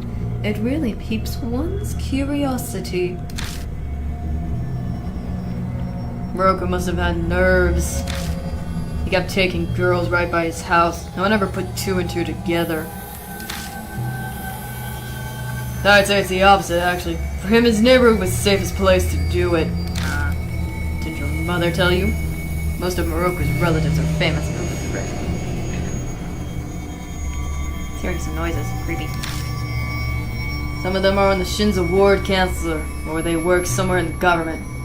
I mean, that would explain why he would have a lot of, he would have a lot of power in general. If his family's that famous. In some aspects. So, They probably kept all heat off of Moroku just to make sure they didn't get any blowback. If people suspected a relative of theirs was a criminal, they could lose their position. And such is the disgusting state of the world. People really are the worst monsters of all. I mean, if that is the case, then that is bad. For me, jerks like that are the greatest business opportunities. Enough of that, though. Time to get to the mansion and put an end to this. Yeah. I'm expecting you to earn that free drink you just had. Yeah. I mean, that's the only case I could think of for this. Yeah, I'm planning on it, kid. I'll leave the Black Rabbit with 2 tipsy adults in tow. They'll probably sober up by the time we get to the Moroku residence. Ah, yes. Tipsy as usual. Ugh, grossness. I walk alone down a path that I'm already far too familiar with. Just before I'm in sight of the Moroku residence, that horrifying presence appears once again. Ugh.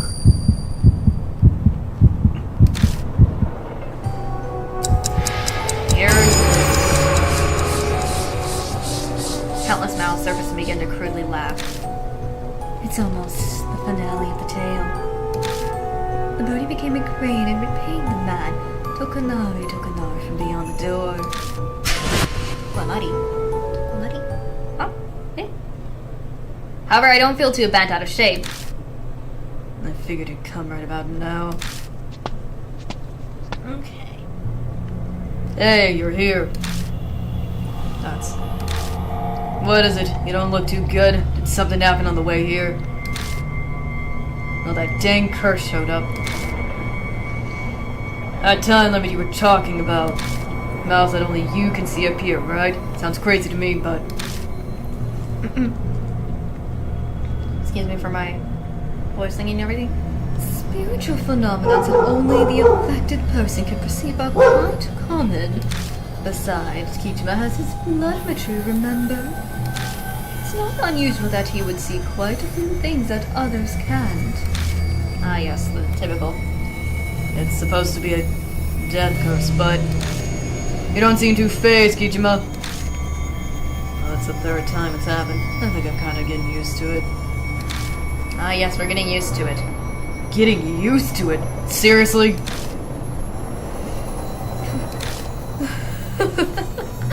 You really are an interesting child. I've seen many cursed people, but I've never seen anyone as dauntless as you. I guess Rose's not the only one here who is fearless. They can't keep up with you two. Jeez. In any case, I don't have much time. Must be settled before the sun rises. Ah, yes. Before the sun rises. I see. I see. Guess it's the third day after all. We're definitely getting closer to the truth. When it all comes down to it, our main issue Rosie looks up at the window. is the fact that we haven't gotten there. I'll get there no matter what. Come on, let's start. Now I'm going to probably go for Rose for this because I think Rose is the much better option out of the two for now. So going with Rose as our partner. 問題ない。 So, going with Rose for this. Rose, no freelancing in there. And then, yeah. Alright. Let me save. I'll take a break. I'm gonna take a break before I continue for a bit, and I will come back after we have the break and stuff. I've been at it for a little bit, so, and I need to really get myself a little bit of a stretch break and whatnot, bathroom break, whatever you need and whatnot, and we'll continue in a bit.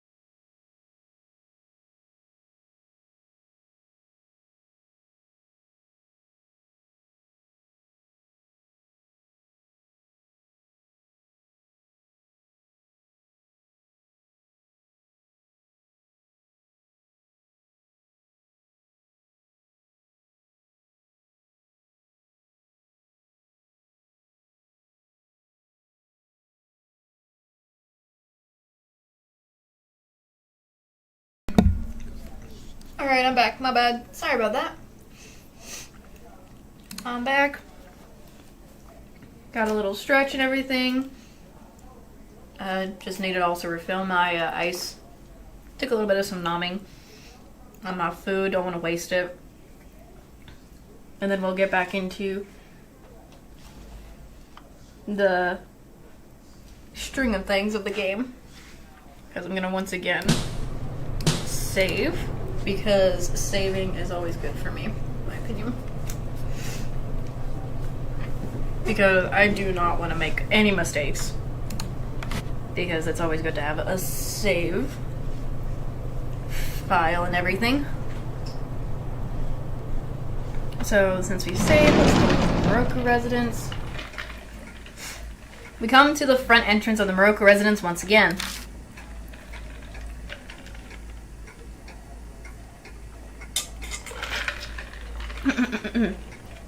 Excuse me for taking a drink. 3 frames. That must mean we're supposed to hang the masks here. I know we have the masks, but before we... I feel like before we do that, there's got to be some other stuff to look around before I even do that, so I don't want to do any mistakes of that.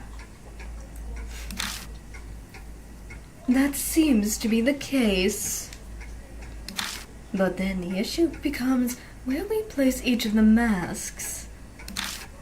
Yes, because each of the masks are probably very different, and where should be placed. Let me look around real quick before doing that. Nothing. Going in the living room. Still nothing. I guess we'll leave it.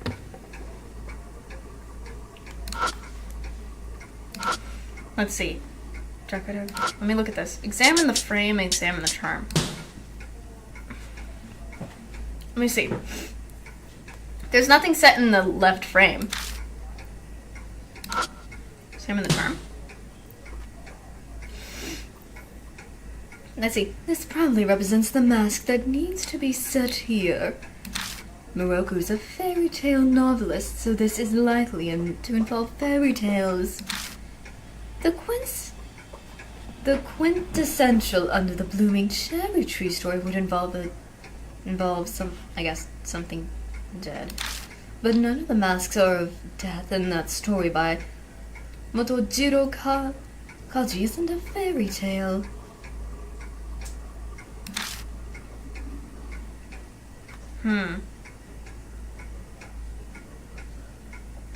Interesting. Let's try this one. It must indicate the mask that gets sent here. Moroku, yeah, the same thing. Retribution, eh? It's like the old tale of the crab getting revenge for the mother that was eliminated.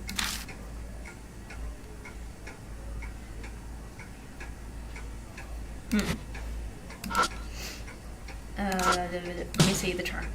This probably represents the mask that needs to be set here. Fairy tale again. But the last literally refers to anything. If we line up the mask we found so far, maybe it'll give us an idea. I mean, let me look at the items I have. It's okay. Wooden no mask found under the pillow on the bed. Looks like an old man's face, but parts of his worn out. There's a fairy tale barely rubbed in on the back of the mask. We get the pheasant mask worn by the doll that appears in the bedroom. Looks like it's oddly colored pheasant. It seems like it meant to be hung on something. Same thing with the dog. And then there's a monkey mask.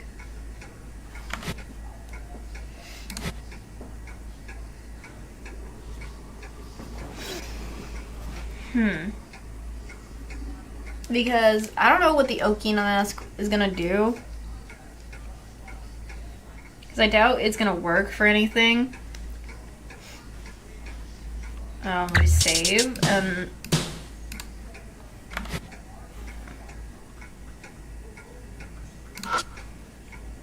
Let me see. Let me Let me try putting the pheasant mask.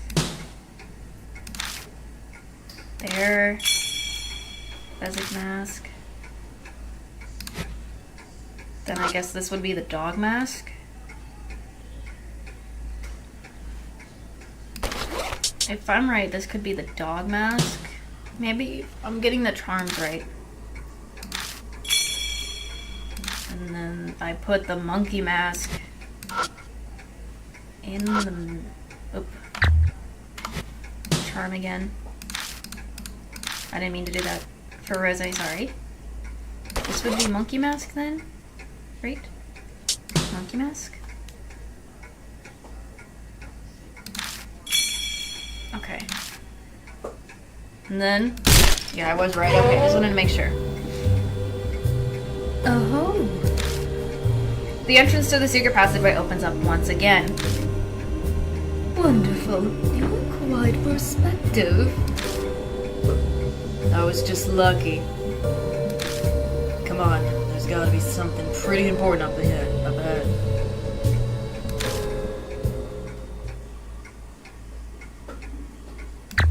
Okay, so now that we have that situated right, so if I save, let's go forward into this passage. Something appears inside the secret passage. Oh, and there's a ladder. That's which way I mean. And there's some sort of ladder there. It's a ladder. It's finally up here. The final act is upon us. This certainly is giving off a dangerous vibe. Better be prepared for anything if we're going to climb it. I do agree. I'm going to save in this area just before we go in upstairs. So saving is always good for me. I guess door from earlier at the end of the path is gone. Oops. Let's see. Go up. I guess we'll go up. Climb the ladder. I hold my breath as I climb up the ladder and... It was exactly as we figured. The vast attic fills our vision. I wonder what's behind the sliding door. Yeah, let's be careful. Yeah, I'm just saving here because... Before opening even the sliding door thing, I kind of want to examine this place. An old paper lantern. For some reason, it's not dirty or covered in dust. Even looks like if it's been used recently. There's another one. For some reason, the center feels slightly warm, like there has been a flame here recently. Interesting.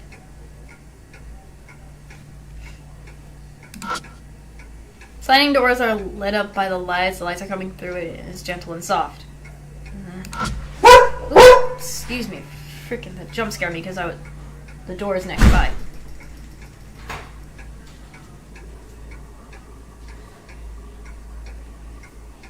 There is dots.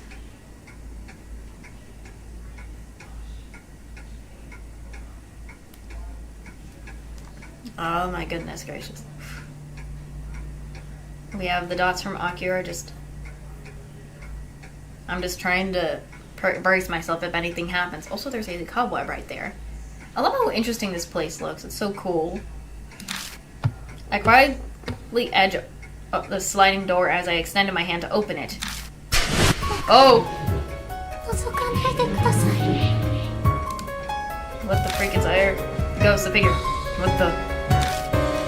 Another figure appears as we hear the voice. Is this the screaming author? Open the sliding door. I gotta open it. Just doing it. I know it's dangerous, but I have to do this. No matter what lurks behind the door, we can't just turn our backs here. Forcefully open the sliding door in an attempt to rid of my fear and doubt. That's a lot of jam, but nothing. nothing. But it's gone though. The figure and everything. There's nothing here. That's what it looks like. All we see is a completely empty room. There's a mirror. Whew, save real quick. Yes, see.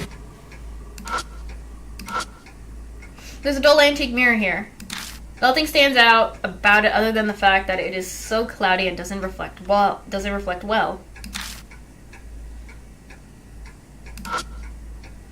It's an antique looking chest. There's a lock on the chest. It's a pretty old lock. I'll need some special tools to open something like this. That means it's probably safer for us to just look for the key.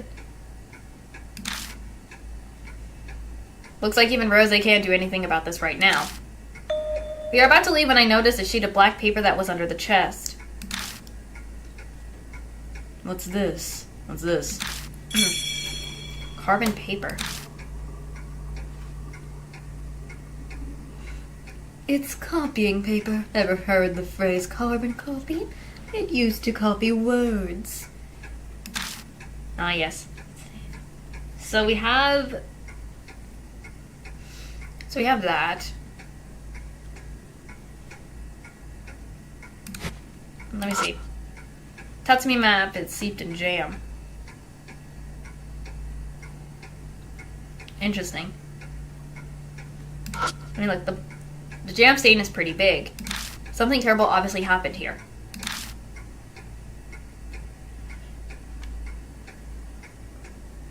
I guess we have to do before I even do the bloodmetry, I am saving one more time because who knows what could happen.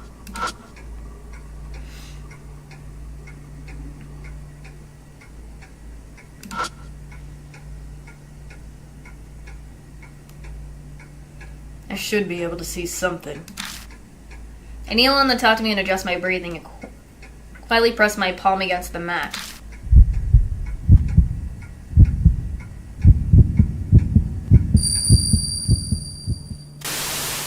Huh? But can't see anything right now. A massive jumbled images fill my mind and I can't tie them into any single image. Seems like this jam doesn't just belong to one person. It's going to be really hard for me to get anything useful out of it.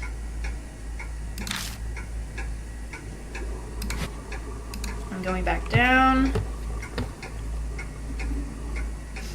Getting out of here would be best for now because I really don't like being here.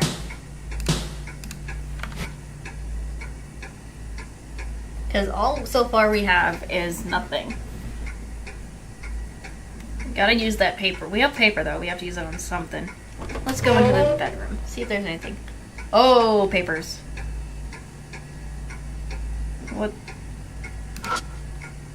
in the world? Sheets of paper are scattered everywhere. Most of them are blank sheets, but there are a few with some sort of titles typed onto it. Shitakiri hana kobutori ai. Shitakiri hana and kobutori ai. Shitakiri must refer to Shikakiri Suzumi, and Kobutori has to be Kobutori Jinsan. Hana and I certainly are feminine names to use as reference to those tales, though.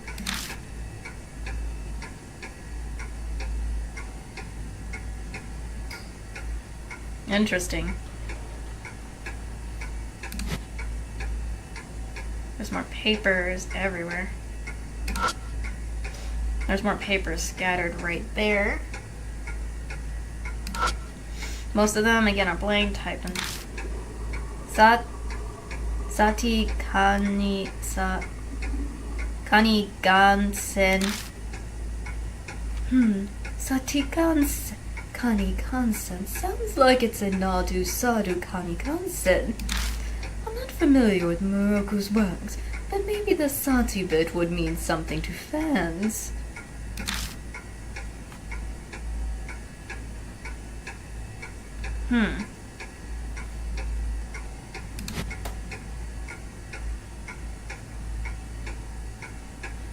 There is also this.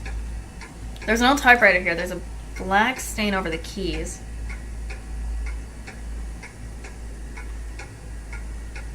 Let me see. The keys are completely rusted and I'm not even sure if it'll work.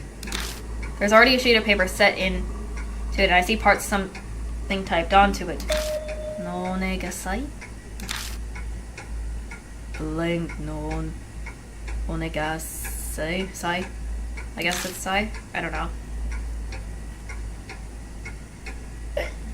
Phew, excuse me. Looks like we must fill in the blanks. It may be reference to that crane fairy tale. So something fairy tale related that would complete no onigosai. Onigosai. Okay.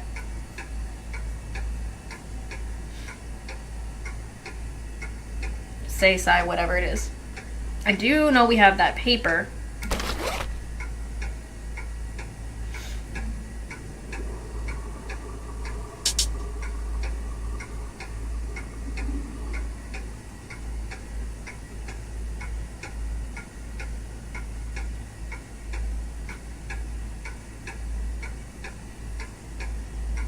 We have the carbon paper.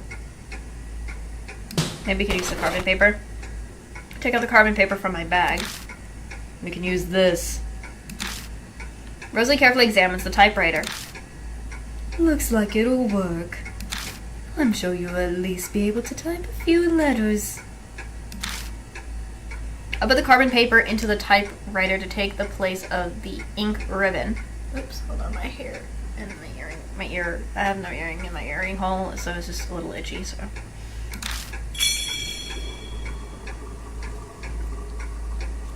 So we have carbon paper used.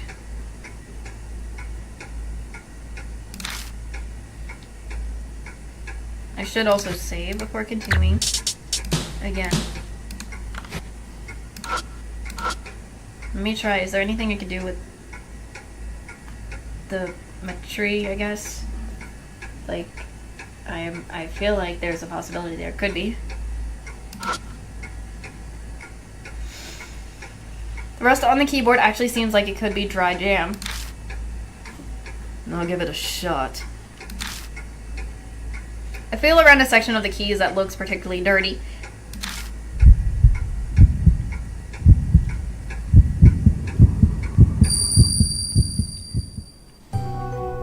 Oh, it's coughing again. I hear coughing sounds. They sound like they're from a person that's in pain. I think I've heard this voice before. This voice. Eventually the coughing stops, and then, in a firm voice, the voice says something. Ah. 私のおとぎを刻め。 Oh. Create my fairy tale. Just now, that was him. It's the voice of the man of the tape. Seems like you saw something. Engrave my fairy tale. That's what he said. As I speak the words, the typewriter begins to make sounds on its own.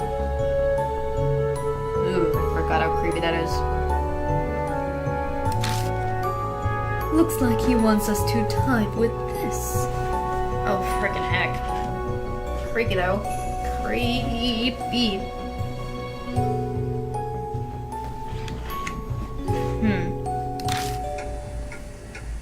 Yeah. Saving that before I do anything else.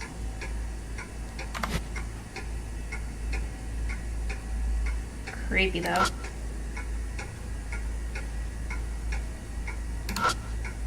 Let's try it again. Keys. It's already a sheet of paper and I see parts to type on it. Onigosai. A, B, S, T, U are the only working keys, so the word must only use those letters.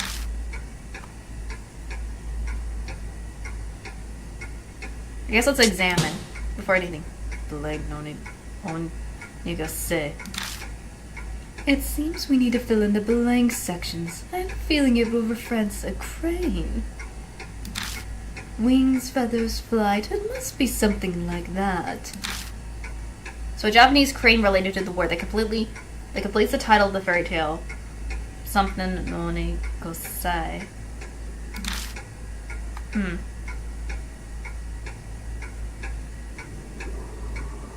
I don't think Rose knows about anything with typing and stuff, so I'm going to have to go and grab Bon real quick. Bon probably knows more about that than we do. Bon's the only one that is a journalist. So that's why I'm going to quickly grab Bon.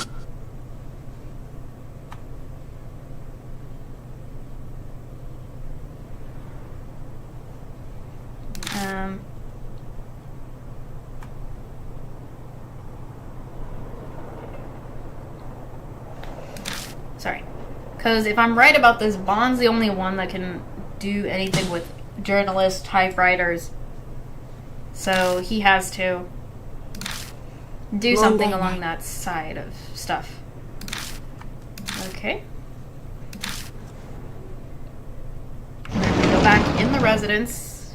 Already did that.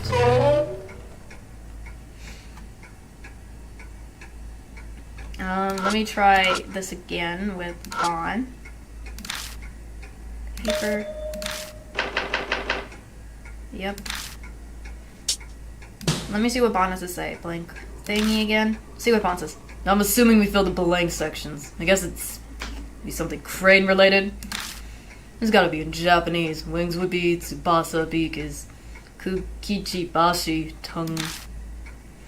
So yeah. That's interesting. That makes it easier for me.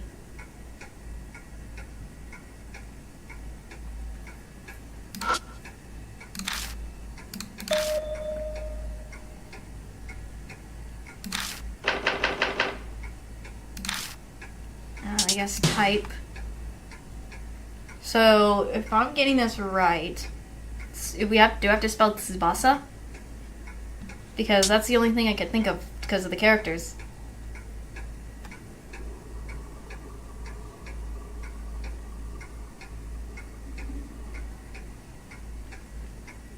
T.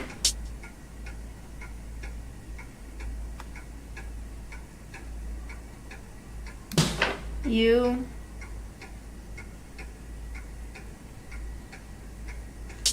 B.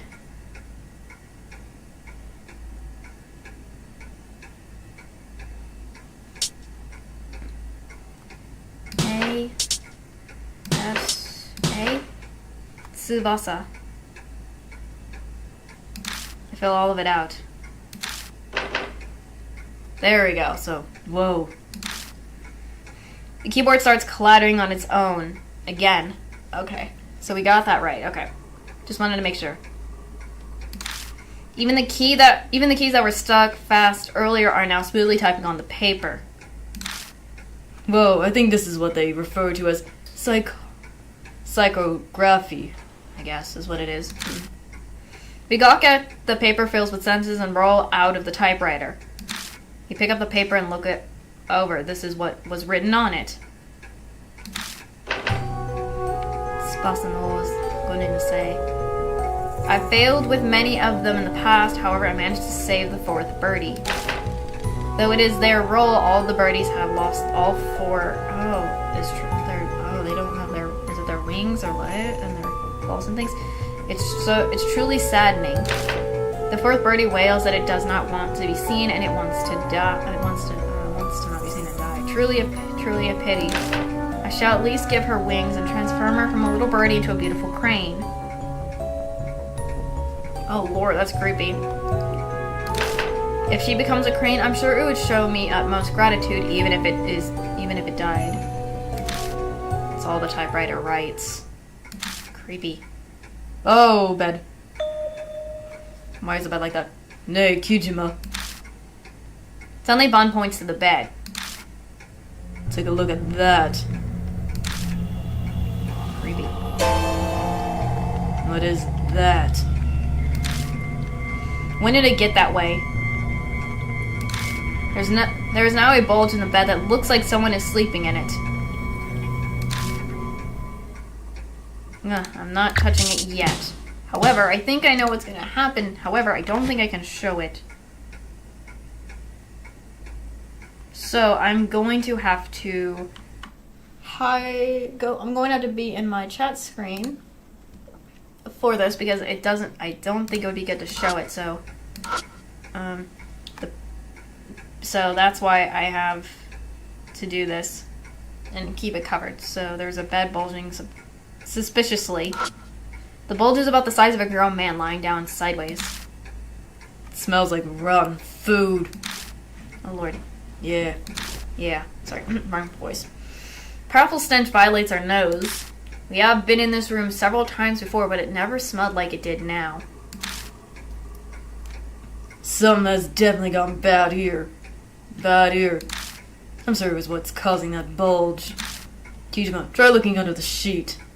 Yep, that's why I'm covered up. I know I could show you, but I don't think I can. Good thing I'm reading it right now. The smell gets more and more intense as I get closer to the bed. Trying to breathe as little as possible, I place my hand at the corner of the blanket and pull it back in one motion.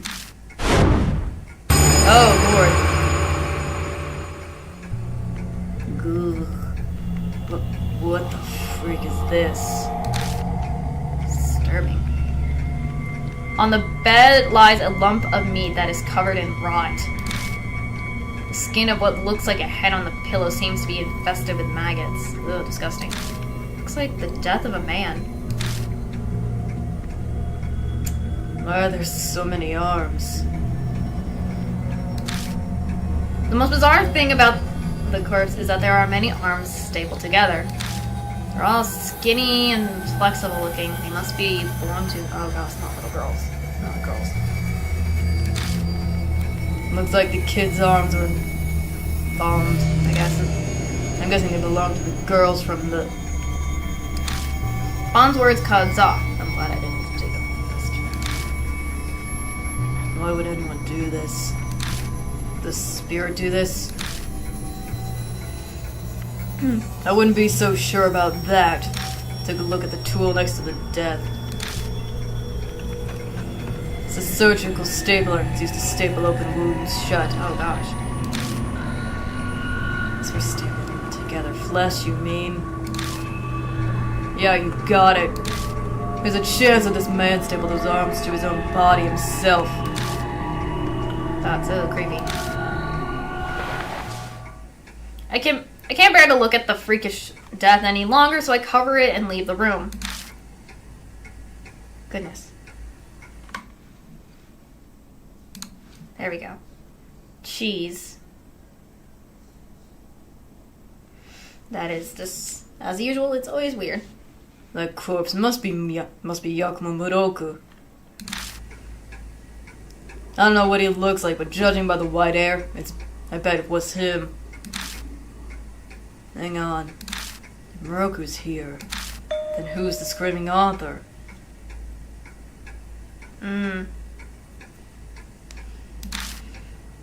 Someone who died in this place while leaving behind an intense grudge. And if it isn't Muroku, you know who that leaves, right? Dots.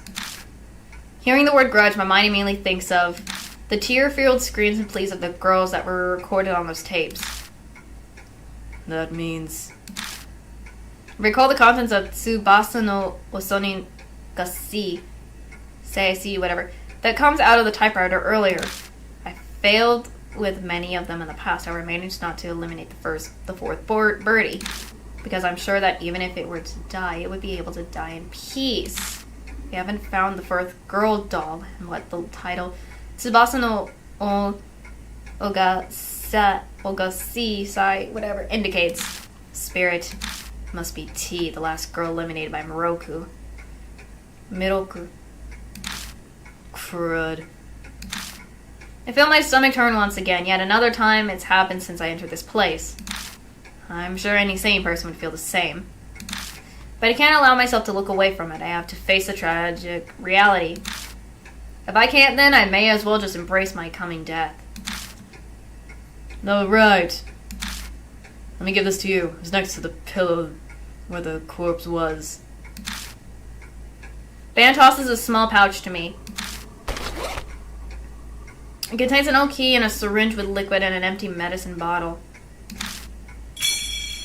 Old key and syringe. The label on the bottle reads Midazolam. Midazolam, Midazolam, I don't know, whatever it is. Midazolam is a benzodiazepine sedative. It's used in it's pre-anesthetic medication. Ah, pre-anesthetic. Okay, makes sense. He might have been using it when he was off. Yeah, using the kid, doing something with the kids. And the key is probably goes to the chest of the attic. Besides, matches with the keyhole. The old chest sitting in the back of the attic that seems like it was hidden away. Seems like it's finally time to open it. Oh lord. I'm going to probably switch back to Rose though. This feeling.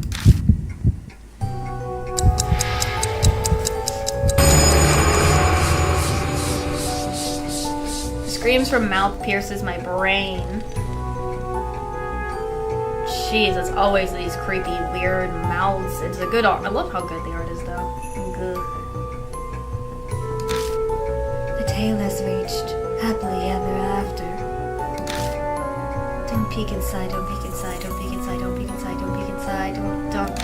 Please don't look, please don't look. So much, please don't look.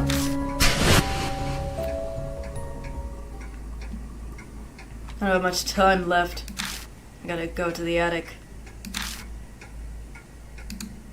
So, before I do, I'm going to get Rose for this. Rose's the only one I can think that can handle this situation in regarding to what we're about to do next. If I'm correct, if I'm doing this right on schedule and right on what it should be.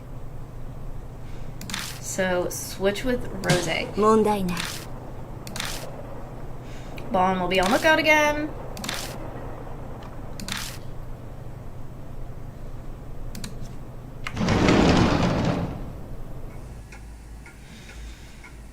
Whew. I have to go back to the attic. Lord of mercy.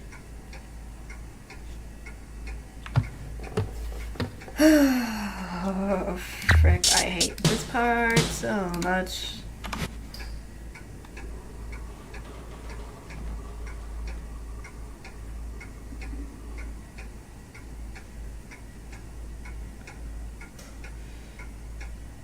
I'm just trying to prepare myself.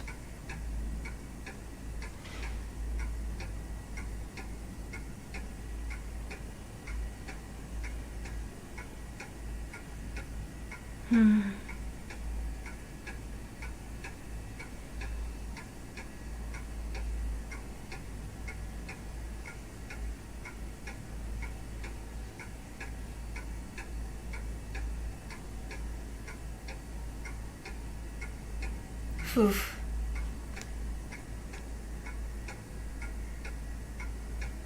Oof. Just needing to get myself prepared and everything.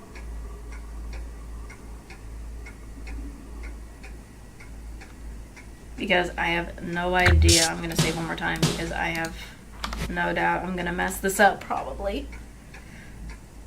Oh, hopefully, or if I do. Go up the ladder. Let's go. We gotta do this.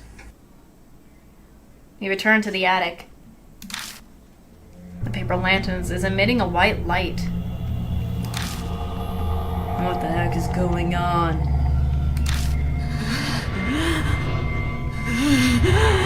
There goes my ears. The sliding doors is now completely open, and I hear what sounds like painted breathing.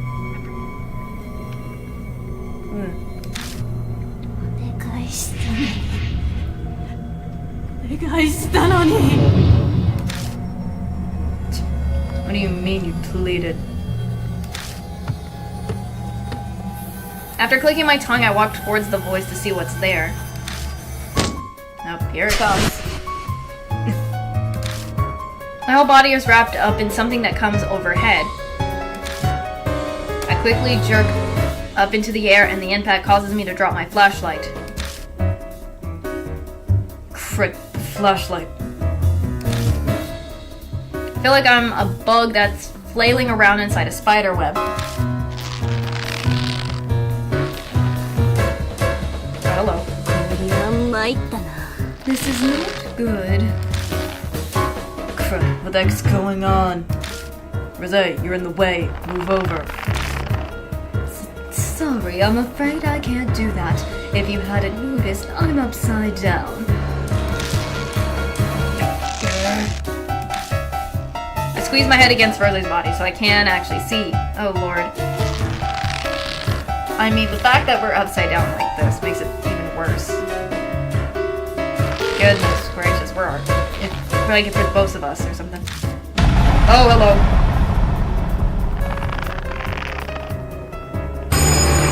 Oh, hello, there she is. There it is. A dark silhouette falls from the ceiling and its outline begins to gradually form. So this is the screaming author. Here it is. From the front, a scream pierces my mind and I see stars for a minute. Think, how should I deal with this? Dang, I feel so bad for this. Oh, lord. Oh, that looks like it's mechanical legs, like it's an actual bird. Okay. Poor thing. Once again, I take a deep breath and try to focus my concentration on one point. But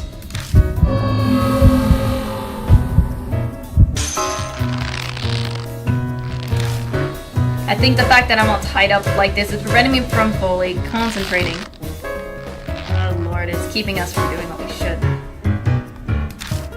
You gotta be kidding me. Oh lord, it looks like we got stuff to do.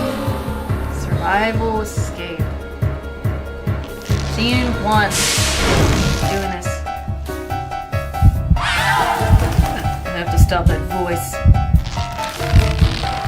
I can't move.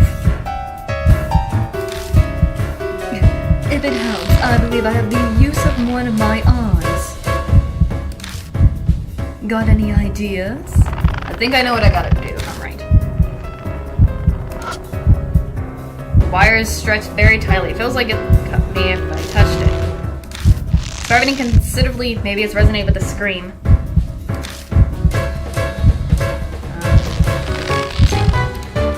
Maybe I could use the clump of stiff hair for,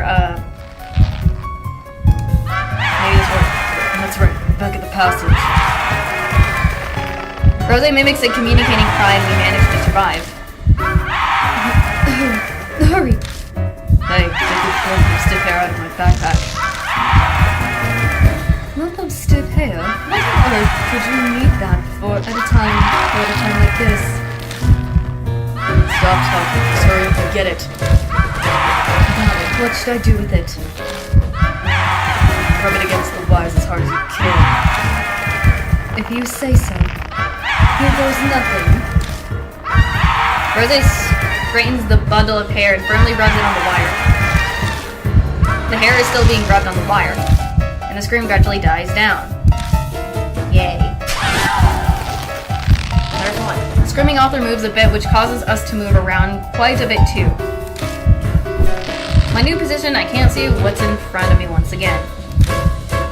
On the right side, the movement also frees up one of my arms. Hey, you alright? This isn't good. The volume shifted and now I really can't move anymore. The voice is coming from above me. Looks like the way I feel on my back is Rose. Oh, legs. Forcing my head into a position where I can see, I see the screaming author's bird-like legs. Lovely. それはいいや。 Not agreeing.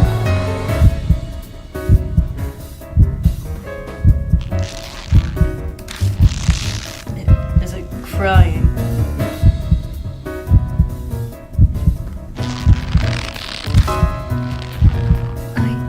I can't move. This is on your shoulders.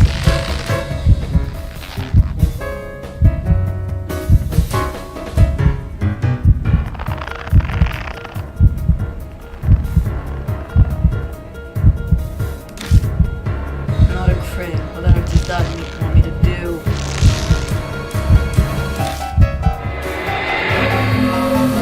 Survival escape. Scene 2.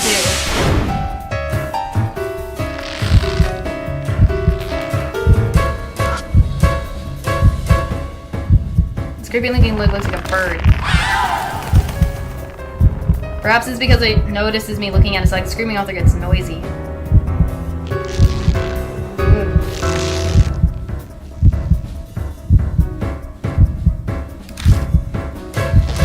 Spray paint maybe? I think if I'm right.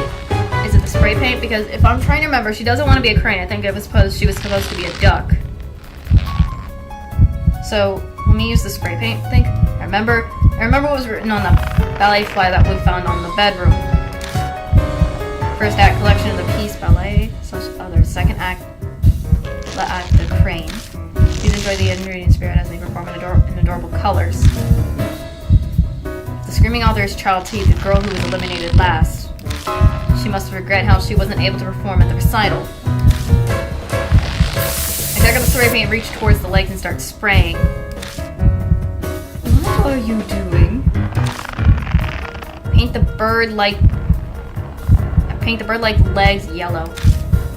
Screaming author looks at its legs and feels like it smiles a bit. There we go. Screaming author reposition itself once more.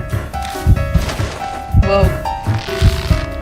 I feel like I'm a blender or a clothes dryer as my world flips upside down. Oh Lord mercy. Oh, poor thing. Poor girl, look at all the tattered clothes and everything. Ugh. I'm all tangled up again. I can only move my legs. This time I'm upside down. The wires got loose, so I can move now. But I don't think I can take much more of this.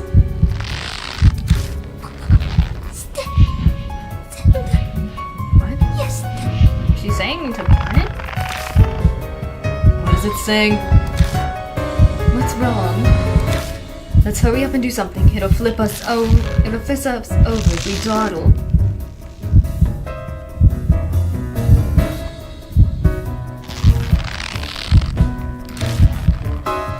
Let's do this.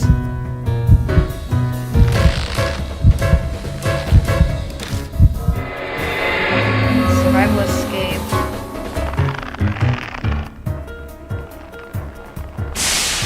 Scene 3.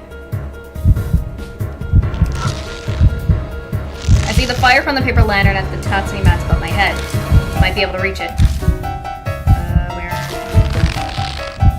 Incense, maybe? Am I right to use the incense? Is it the incense I need to use? Because I don't think the sparkler would work. I guess I'll use incense. Take the incense from my pack and light it on fire with a paper lantern. The lantern, huh? It's a bit far, though. Rose tries to reach the lantern. The incense just can't quite reach the paper lantern. Well, in that case... Hey, this is going to hurt a bit. Focus and power through, okay? Oh gosh, what are you gonna do? Just what are you scheming? My reply to Rose is a heavy kick to the back with my free leg. Ow. Ah yes, the force of the kick is enough to get the incense to touch the lantern flames. Smoke creeps out of the incense where it touches the fire and quietly starts to burn. Ah yes, we got that. We did it. Lit incense. Alright, I have a fire source now. Just gotta find a spot that'll burn easily. Goodness, oh gosh. The screaming author flaps again and my world spins around once more. Oh, whoa, we were right in front of her face. Hello. I'm now basically face to face with it, which makes it seem intentional. Rose is rendered speechless. She's like, hurry up, please. I want it gone. Screaming author sounds like it's trying to tell us something. I'm unable to move again. Hold on, I'll end this. So we gotta do it. Poor girl. What's even worse? Ugh. Was it?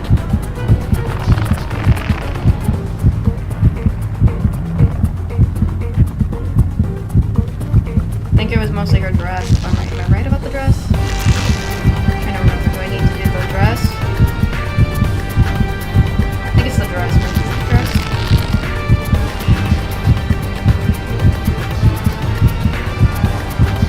What's this?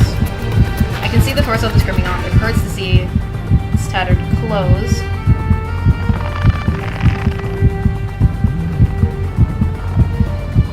So the dress probably is me. Or should I strike to finish it off? Where is it? Where's the lit incense? Let me see. Where's like pass me that incense. I'll try. Just give me a moment. Rose moves around, though bound and tied to hand me the lit incense, but we try a bunch of times, but I still can't get it. It's impossible. I can't reach you. Guess I have no choice. Throw it to me. Oh, if it doesn't work, no hard feelings. Get ready. I'm going to throw it. With a flick of the wrist, the lit incense gets tossed towards me in an odd arc. If I just sit like this, I won't catch it. Come on, reach. Wires digs deep into my flesh, but I have fought through the pain and reached out for it. Caught. The incense scorches my fingertips when I manage to grab hold of it. Incredible. Use it to... This'll do it. I stretch my arm as far as I can and press the lit incense onto the screaming author. It's worked. What? Is something wrong? Just hold on, The screaming author stares at us quietly, but then it shakes its head slightly, takes a deep breath to scream once again. But just at that moment, its clothes catches fire and the flame engulfs them.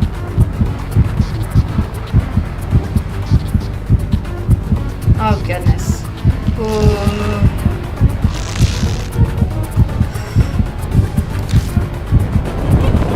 There it is. Goodness. Down it goes, I guess.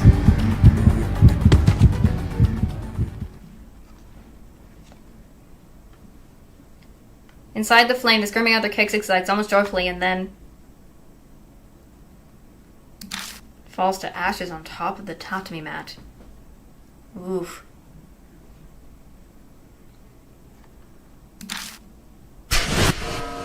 Survived. Oof. The wires that had held us tight are cut and we drop pretty roughly. Phew, well, we're still alive. Yeah, somehow. Okay. Let's just fail this. All the mouths are gone. Like usual, the curse disappears. But wondering how much longer this is going to keep happening makes me depressed. There's that. I look at the floor where the screaming author fell to the ground, but it had disappeared. Now there's just a pool of blood in its place. You'll learn more about Little Miss Ami if you use your bloodmetry on this, correct? Try it quickly now. Yeah. Getting closer to the pool of blood, I slowly press my fingertips against it.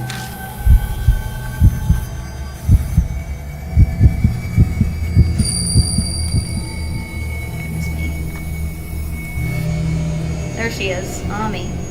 I see Ami trapped in a place that seems to be the bathroom. It's the same scene as before. Ami. It's now 2 weeks since Ami disappeared, so I've been worried about her health, but Outside the vicinity, it doesn't look like Ami's any different than she was when she was taken. I want to get out. How long do I have to stay in here?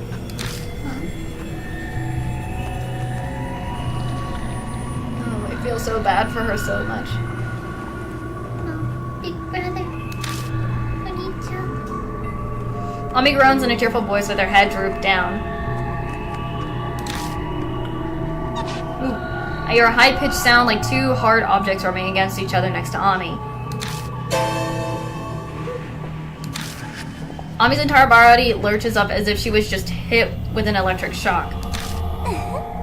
Ami, I came to play with you. Oh! Ooh, goodness. Kaguya appears, or Kaguya, and gently pats Ami's head. At the same time, a doll arm under her sleeve tightly grips Ami's body. Creepy. Like there's two here and then there's two here. Almost as if it was intended to be seen by anyone watching this vision. Ami, have you gotten used to Kakuryu? Thoughts. Ami seems to be refusing to raise her head to answer Kakuya's question.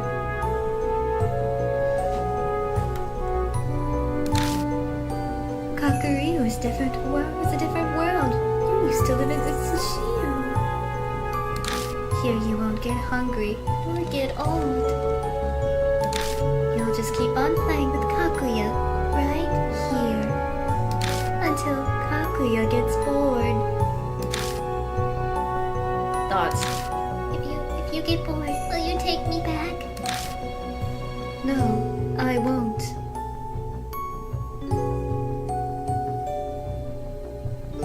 Oh gosh, I don't know why, but the way this imagery is, it's so good. Like, she's literally stuck here. Goodness. I'll break you. Oh lord. Kakuya doesn't like chatting because you reveal secrets. Huh? What did I tell? Who did I tell?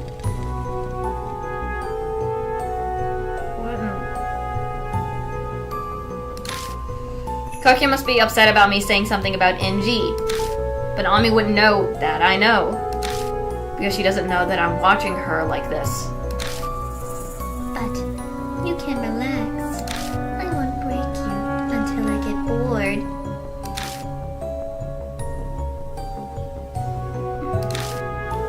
Ami, what do you want to play today?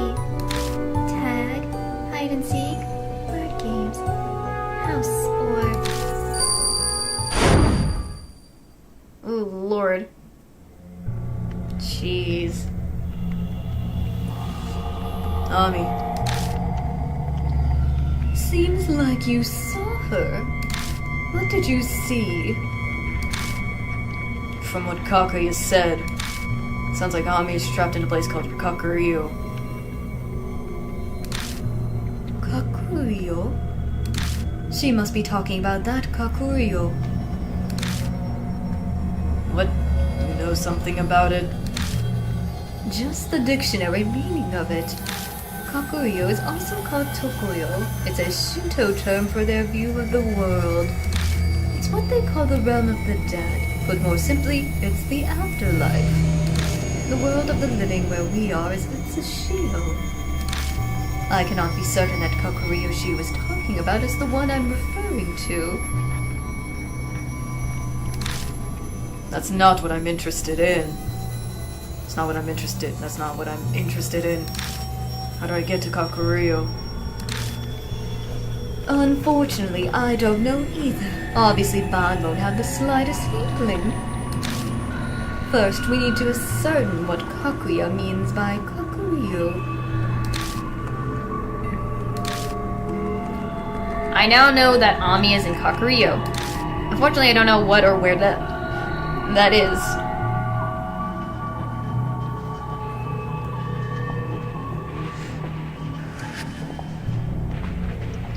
Basically, we have to find how to get more about the two sides.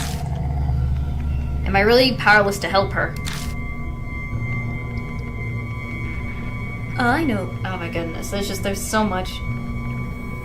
There's so much going on. I know that you're in a hurry to save Ami, Kichima. But we can't do that right now. Let us take the little steps forward that we can. Why don't we open up that chest? That's what we came here for. Oh yeah, we have that key for the lock. I put the key in the lock and lift the lid up of the chest. I saw a small, oddly shaped doll in a thick envelope. What? I feel compelled to scoop up the doll.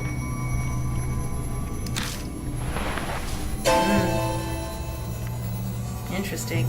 It's an odd design with a girl's head on top of a stringy body. The face is familiar hair. The face has a familiar hairstyle and hair color. It does a very good job of looking like Kaguya. Or Kaguya. Interesting.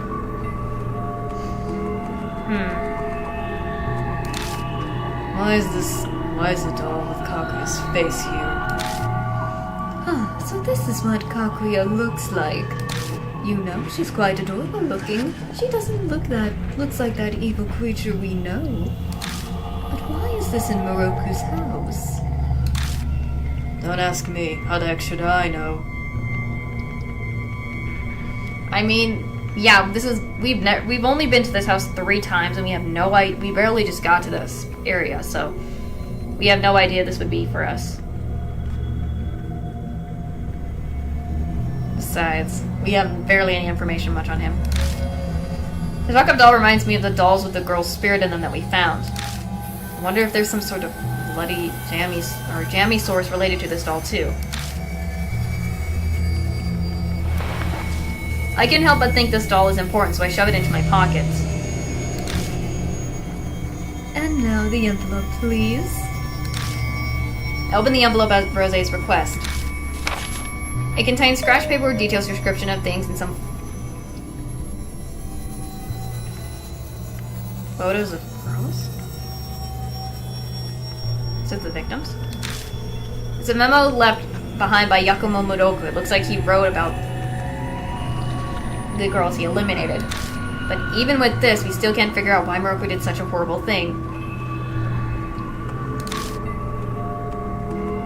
And these photos are... In the photos, I see a girl dancing on the stage wearing a white ballet outfit. A ballet recital. Oh, that's right. The victim went missing when she was coming home from ballet practice. She was... I recall the appearance of the screaming author. turned into... that... What the screaming author actually didn't want us to see. It was probably... I see. That's why she came up to us here. Because it was painful for her to see her compare her with her former self. She didn't... I see. Her former self. Leave the burnt-smelling attic, all of us full of jury feelings. Okay, good. Took you long enough. As much as I want the scoop, patrol's about to start. We should get the heck out of here now. Let's meet at the Black Rabbit. I'll tell you what happened at the bar.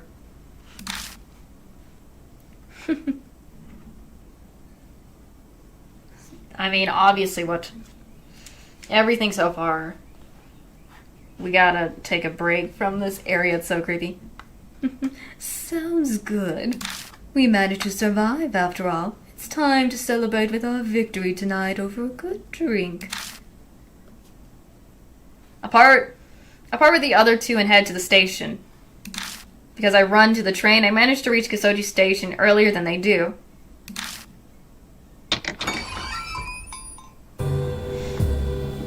Natsumi. What the heck? That's... I find Aunt Natsumi in the Black Rabbit. She turns to me looking unhappy. Something's off. She's not her usual friendly self. Perfect timing. I was about to call you. What's up?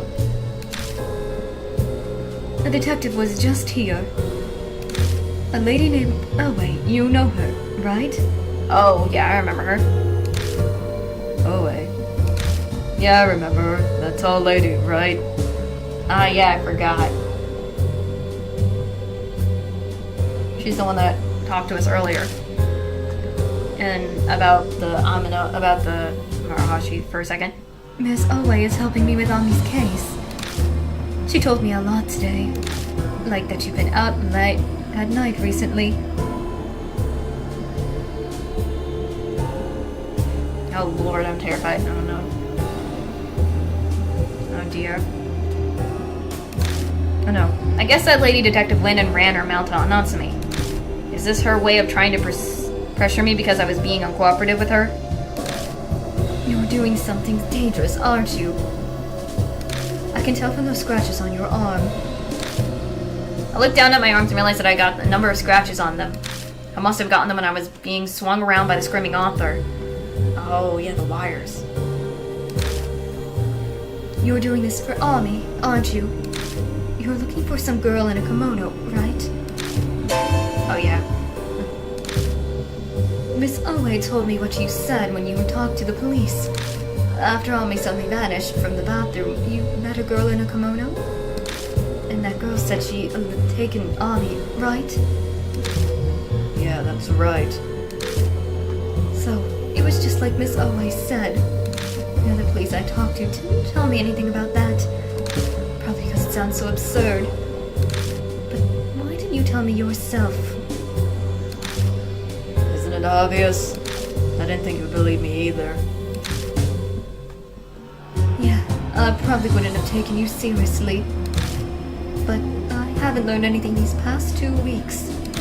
At this point, your story about her being spirited away is my best lead. Akira, you'll tell me, right? She looks at me with a burning determination. The desperation of a mother who's lost her child, the persistence to find that child. I can't keep hiding it from her. I mean, we have to at some point because she's very desperate to find Ami any way possible. Okay, I'll tell you everything. Give me a few minutes. I got some people who are helping me. If they help me explain, it'll make everything a bit easier to believe. Eventually, Bon and Rose arrive at the bar. After formally introducing Aunt Natsumi to them, we start to talk about everything that's happened. We tell her about Kakuya, our investigation, the spirits, Kakuya's game. When I'm unsure how I should explain something, Bon and Rose help me out. Natsumi listens quietly until the very end, never interrupting. Oh lord.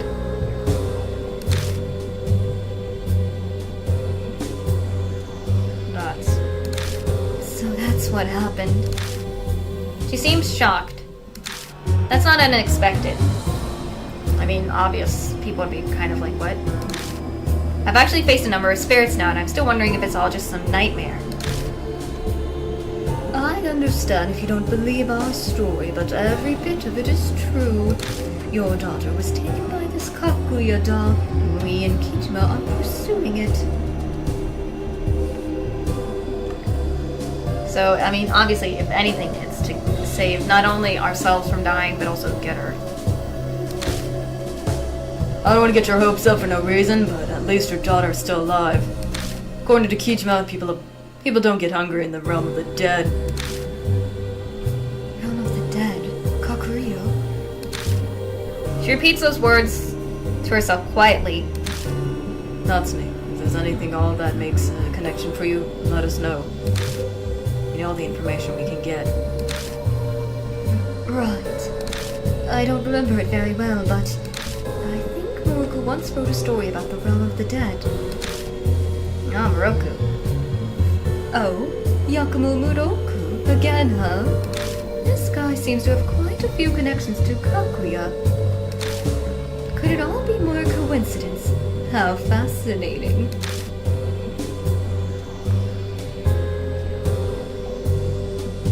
I know this.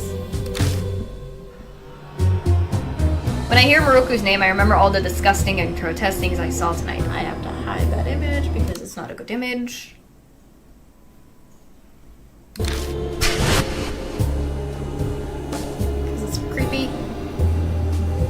The death with the girl's arms sewed onto it.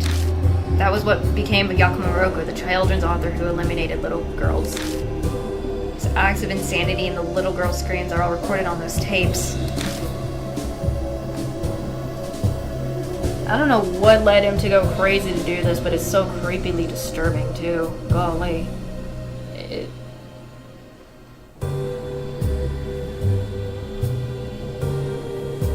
Because there, I can see not only is there the there's like a scalpel, I guess. I had to use the staple and just, yeah. Wait.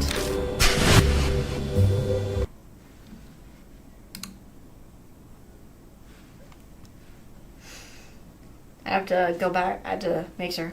Hey, Natsumi, I want to ask you something. I'm not reading that word, but you know, Was Moroku that... yeah, disturbing things. What? Her eyes go wide at the unexpected question, but I press her again.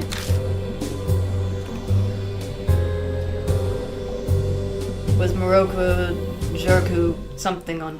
something... I'm not reading the rest of this. It wasn't Jerka, whatever this was. Dots.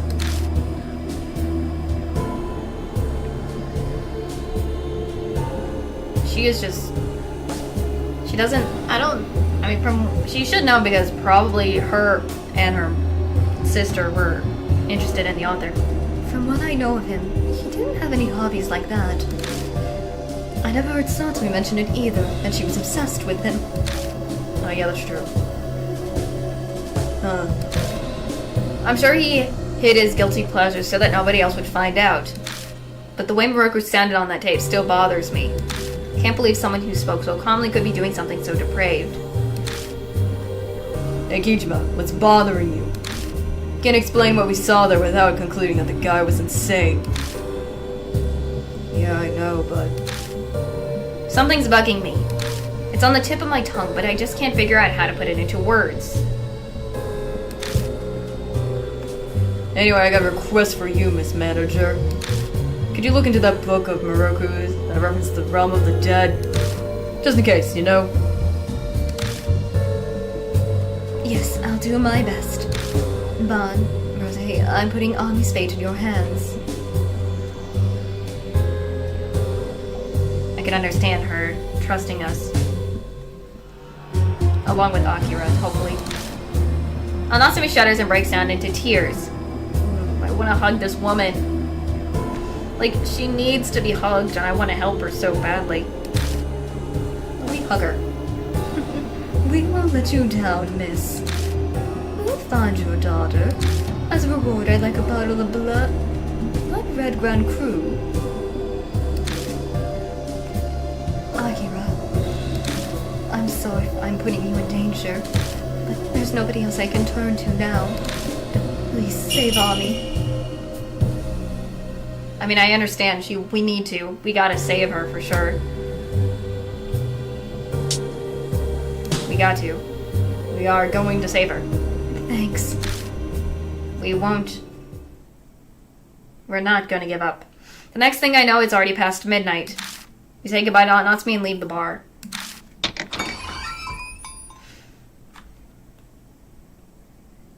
Ooh. Yes, I do want to save.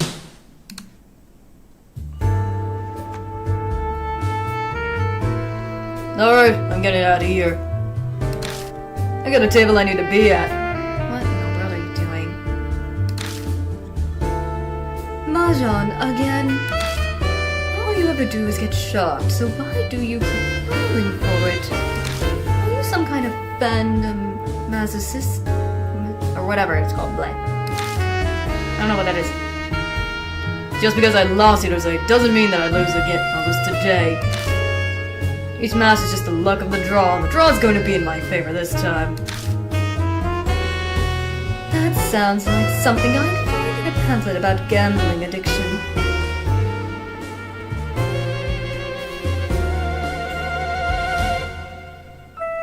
Goodness. She really wants Bond to stop doing that. You're quite cautious when it comes to your work, but you're completely reckless with your money. I guess. Hey Kijima, if you see Kakuya again, let me know right away. And if you try anything from me, I won't let you hear the end of it. Ah, yeah, true. You won't.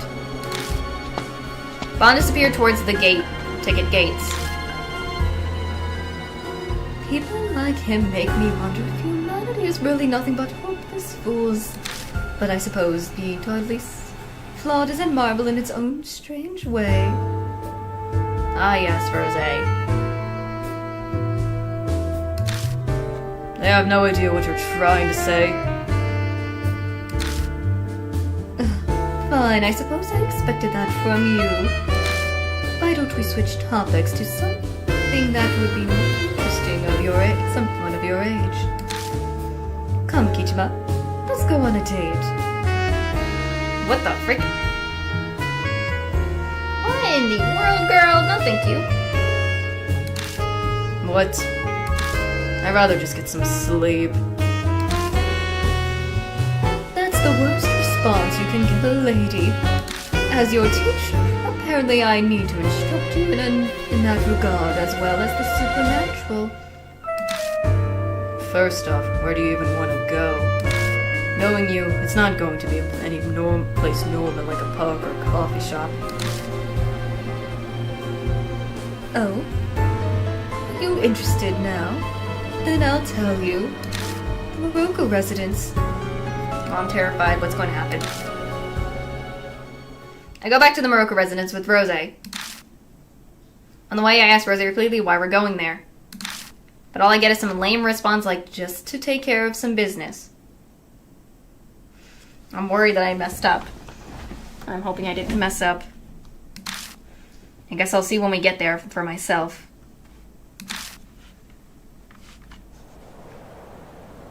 Why do we gotta do this now? Hopefully. I don't like walking around during the day. I'm a creature of the night. I rise with the setting of the sun and sleep with the rising of the sun.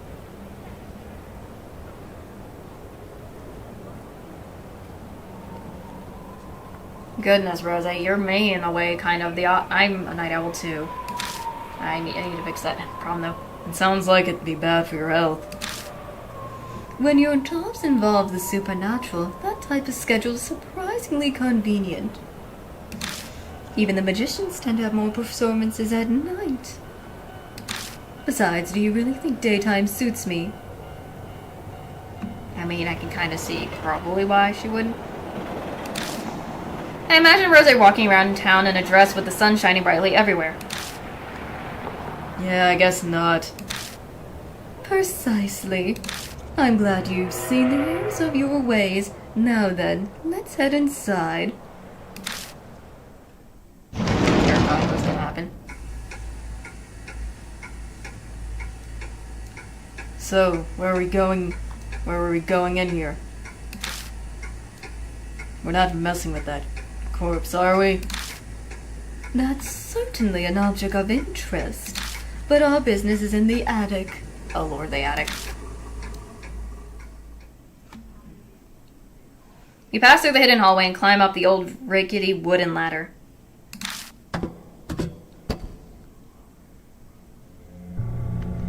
We're back in the attic again. I can still faintly detect a burnt stench. That's what I'm interested in. Rosé says, walking up to the mirror. For a while, she rubs her fingers across it and tries rubbing it, but then she comes straight back to me.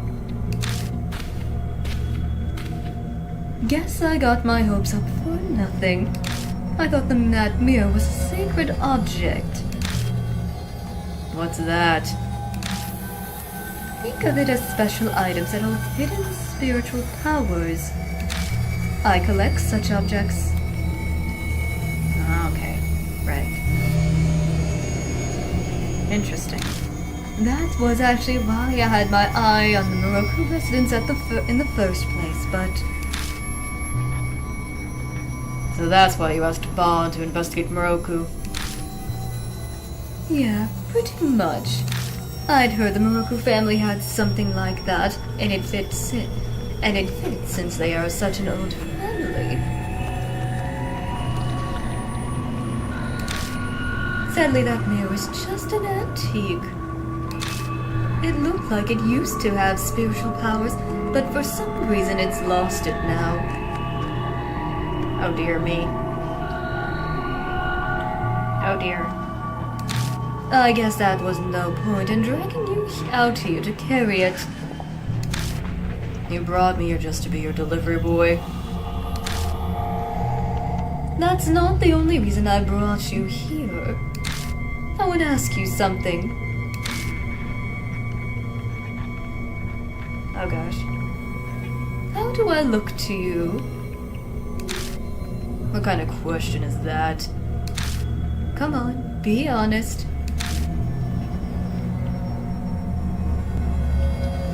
She looks tall to me. She's not short. I'll go with the last one, fine woman. Spoken like a true young man. I mean, I feel like Rose's taller than our character in general. Well then, I have my answer. Let's get going. Was there a point to that question? Yes, it was very important. To me, at least. What the heck? I'm confused why she would do that. Anyway, we're done with this moldy place.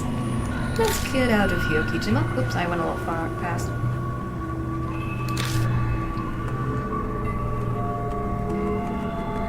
I shine the flashlight down at our feet as we make our way to the ladder. The blood stain on the floor emerges from the darkness as the light catches it.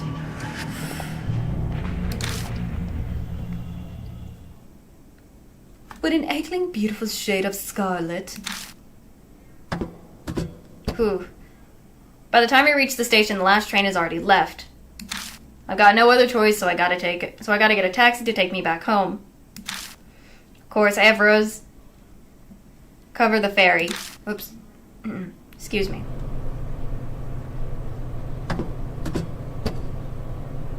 And back at the apartment as usual. When I close the front door, I feel all the energy drain out of me and I let out a big sigh. This long day is finally over. Screaming author has been updated. Phew. Screaming author knows rumor 6. Screaming author is gone. How much longer must I fight spirits? Muroko is dead. Found dead. Who is Yaku Muroko? Just some lunatic? Why do you do all that? Roll makes no sense. Realm of the Dead, that's where Ami is. Goodness. So much, so much. I mean, we got the Screaming Author completely done, so that's good.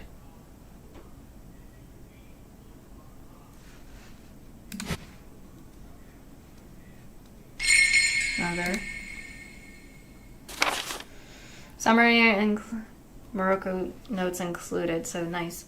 Morocco taken and eliminated many girls. It was their role. He then, and eliminated them. 4 girls' names were Ai, Hana, Sachi, and Tsubasa. Particularly beautiful young Tsubasa aspired to be a ballerina, only she got wings and legs from Morocco to become a crane. The crane cried because she didn't want anyone to see her.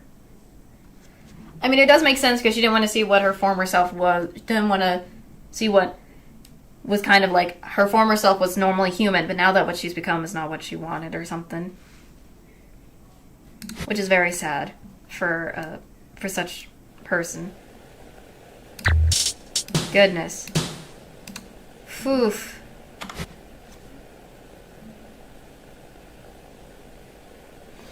I think this gives me a good time to end this so we can put our full strength in. That was a lot of stuff. We finally finished the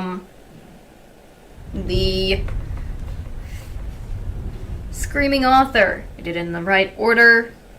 Nothing bad happened. We're all good. Where is my chat screen? Gotta put it on the chat screen for a bit. Because I will continue this another day. One more save. Yes, in the apartments. And go back to the title screen. And get out of the desktop. Yes. Because we will be playing this once again sometime next week or something like that.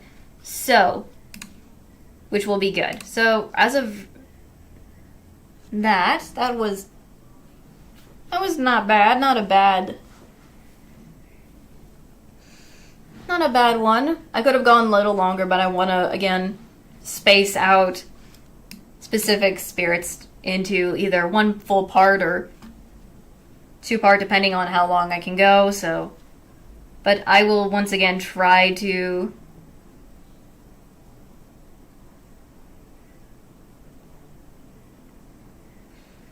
play more Spirit Hunter and G a different day. I should also ask you guys, again, timing-wise, for, to play things, because I need to set up...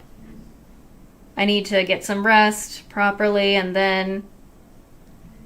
get ready, because I believe, let me go check again, tomorrow I am going to be doing my art. I'm doing another art stream that I'll set up on that day, and then Friday is Kingdom Hearts, probably the final for Kingdom Hearts, so hopefully we can have all that in accordance and good and done and whatnot, so that'll be nice and whatnot, so there is that. So I should, where is my ending? Soon. But I think we've gotten a lot through. I think, if I'm remembering from the first game, we still have at least 2 more spirits possibly before Kakuya to go against, which is good. We made it already. We made it through the final of our 3rd spirit. If I'm right, because if I'm right, Spirit, the Screaming Author was the 3rd spirit. Now it's time to get to the 4th spirit.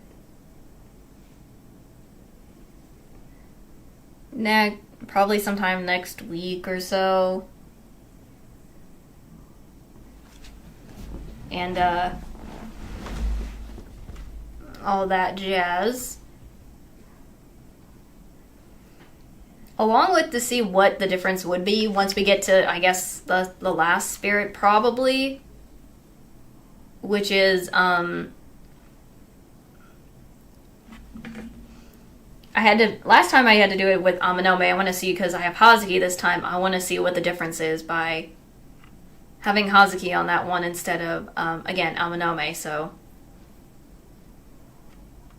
that'll be very interesting to see and do this time round and all that, so hopefully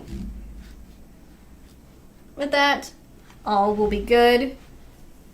But yeah, I think this is my time to end. I will see you guys for tomorrow's stream. Why did I even not see this? It's on the wrong thing, too. Why was this not on gaming? Whoops.